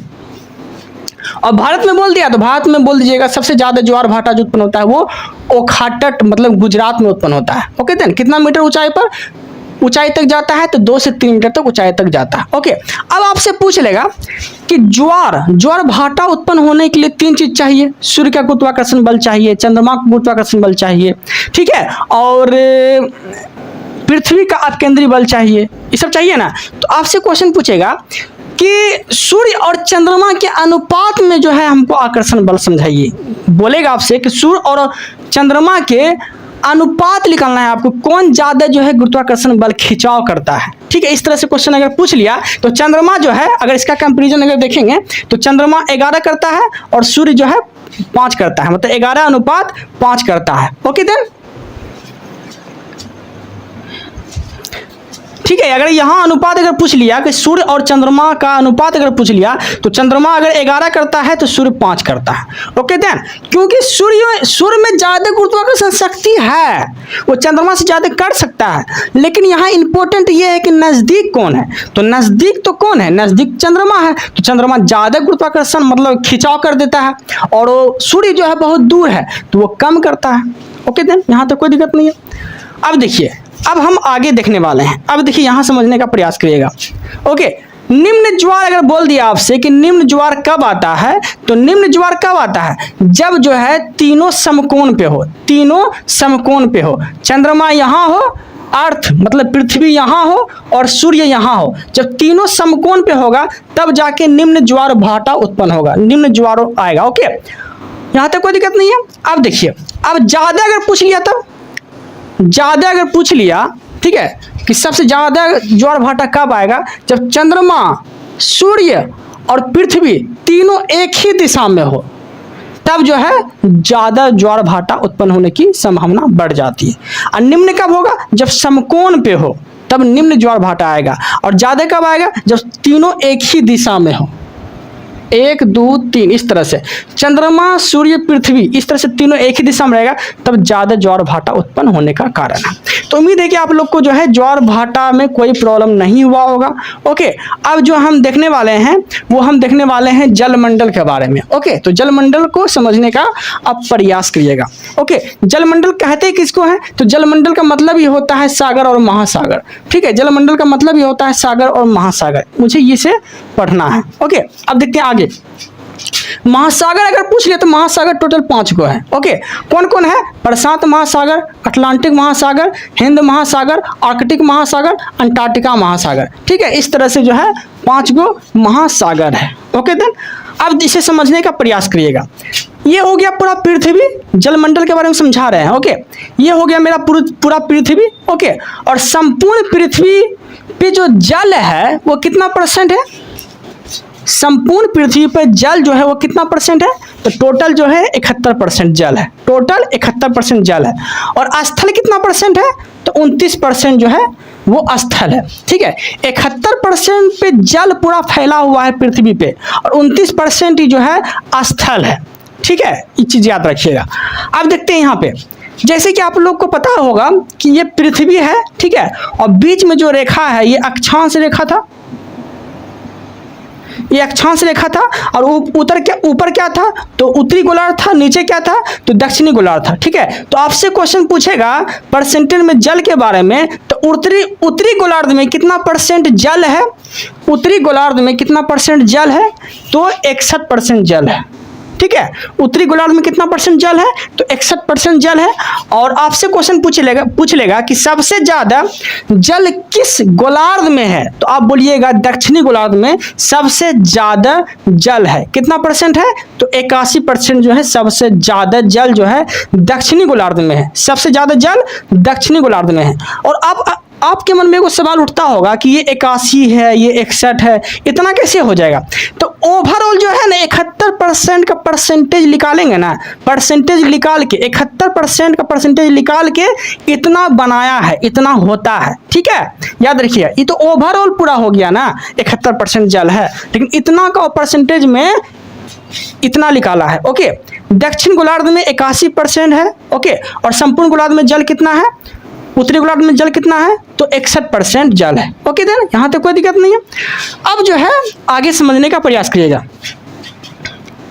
देखिए, और प्रशांत महासागर में जो है ना सबसे ज्यादा जल है। ठीक है, अगर ओवरऑल बोल दिया कि प्रशांत महासागर में सबसे ज्यादा जल है, कितना %, तो लगभग 90% जो है जल वो कवर करता है, 90% जो है जल वो कवर करता है प्रशांत महासागर। ओके, और प्रशांत महासागर जो 97.5, ठीक है, 97.5 पे जो है ये कहाँ क्या है, तो खारा पानी है। ठीक है, 97.5% जो है प्रशांत महासागर में खारा पानी है। ओके, याद रखिएगा। और पीने योग्य अगर कितना है, तो पीने योग्य जो है 2.5% पीने योग्य है। ओके देन, यहाँ तक कोई दिक्कत नहीं है। अब देखते हैं आगे। देखिए, अब देखते हैं प्रशांत महासागर के बारे में। ओके, प्रशांत महासागर का सबसे गहरा गर्त अगर बोल दिया तो क्या बोलेंगे, मैरीना ट्रंच। ठीक है, प्रशांत महासागर का सबसे गहरा गर्त मैरीना ट्रंच। ओके, और इसकी गहराई कितनी है, इसकी गहराई कितनी है, तो 11, मतलब कि इसकी गहराई कितना है, तो 11,022 मीटर जो है इसकी गहराई है, 11,022 मीटर इसकी गहराई है। किसकी, तो प्रशांत महासागर में जो मैरीना ट्रंच है ना, मैरीना ट्रंच की गहराई कितना है, तो 11,022 मीटर मैरीना ट्रंच की गहराई है। ओके देन आगे। इसकी आकृति कितनी है, तो इसकी आकृति कैसी है, तो इसकी आकृति जो है प्रशांत महासागर की ये त्रिभुजाकार है। इसकी आकृति कैसी है, तो त्रिभुजाकार है। ओके देन, इसमें सबसे ज्यादा जो है ज्वालामुखी और भूकंप आते हैं। इसमें सबसे ज्यादा जो है ज्वालामुखी और भूकंप आते हैं। किसमें, तो प्रशांत महासागर में सबसे ज्यादा ज्वालामुखी और भूकंप आते हैं। ओके, रिंग ऑफ फायर कहाँ पे है, तो प्रशांत महासागर में ही है। रिंग ऑफ फायर कहाँ पे है, तो प्रशांत महासागर में ही जो है रिंग ऑफ फायर है। सबसे ज्यादा ज्वालामुखी कहाँ पे आते हैं और भूकंप कहाँ आते हैं, तो प्रशांत महासागर में ही आते हैं। सबसे ज्यादा ज्वालामुखी हो, सबसे ज्यादा भूकंप हो, ये प्रशांत महासागर में ही आते हैं। सबसे ज्यादा द्वीप बोलेगा किस महासागर में है, तो प्रशांत महासागर में ही सबसे ज्यादा द्वीप है। ओके देन, यहाँ तक कोई दिक्कत नहीं है। अब प्रशांत महासागर के सागर के बारे में समझने का प्रयास करते हैं। ओके, ठीक है। प्रशांत महासागर के सागर कौन कौन है, तो बेरिंग सागर किस महासागर का है, तो प्रशांत महासागर का है। अलास्का की खाड़ी कहाँ पे है, तो प्रशांत महासागर में है। अलास्का की खाड़ी प्रशांत महासागर में है। कोरल सागर किसका भाग है, तो प्रशांत महासागर का भाग है। कोरल सागर किसका भाग है, तो प्रशांत महासागर का भाग है। ठीक है। आराफुरा किसका भाग है, तो प्रशांत महासागर का ही सागर है। ओके, प्रशांत महासागर का ही सागर है। ओके देन, तो ये सब जो हम देख रहे हैं प्रशांत महासागर के सागर के बारे में देख रहे हैं, क्योंकि सागर जो होता है ना वो महासागर का ही दूसरा रूप है, छोटा रूप है सागर। ओके, तो वही चीज हम देख रहे हैं। पहला क्या था, बेरिंग सागर, और अलास्का जो है ये प्रशांत महासागर की खाड़ी है। ओके, कोरल सागर किसका है, तो प्रशांत महासागर का। आराफुरा किसका है, तो प्रशांत महासागर का। तस्मान किसका है, तो प्रशांत महासागर का। जापान सागर किसका है, तो प्रशांत महासागर का। आकाशतक सागर किसका है, तो प्रशांत महासागर का। ओके देन, तो ये सब सारा चीज जो है प्रशांत महासागर का इस सागर है। ओके देन, उम्मीद है कि आप लोग को अच्छे से समझ में आ गया होगा। दूसरा है अटलांटिक महासागर। ठीक है, इसकी आकृति जो है उसकी आकृति एस आकार की आकृति है। ओके देन, इसमें सबसे ज्यादा ना लवणता पाया जाता है।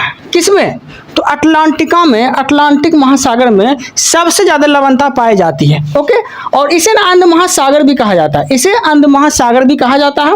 अटलांटिक महासागर में सबसे गहरा गर्त है।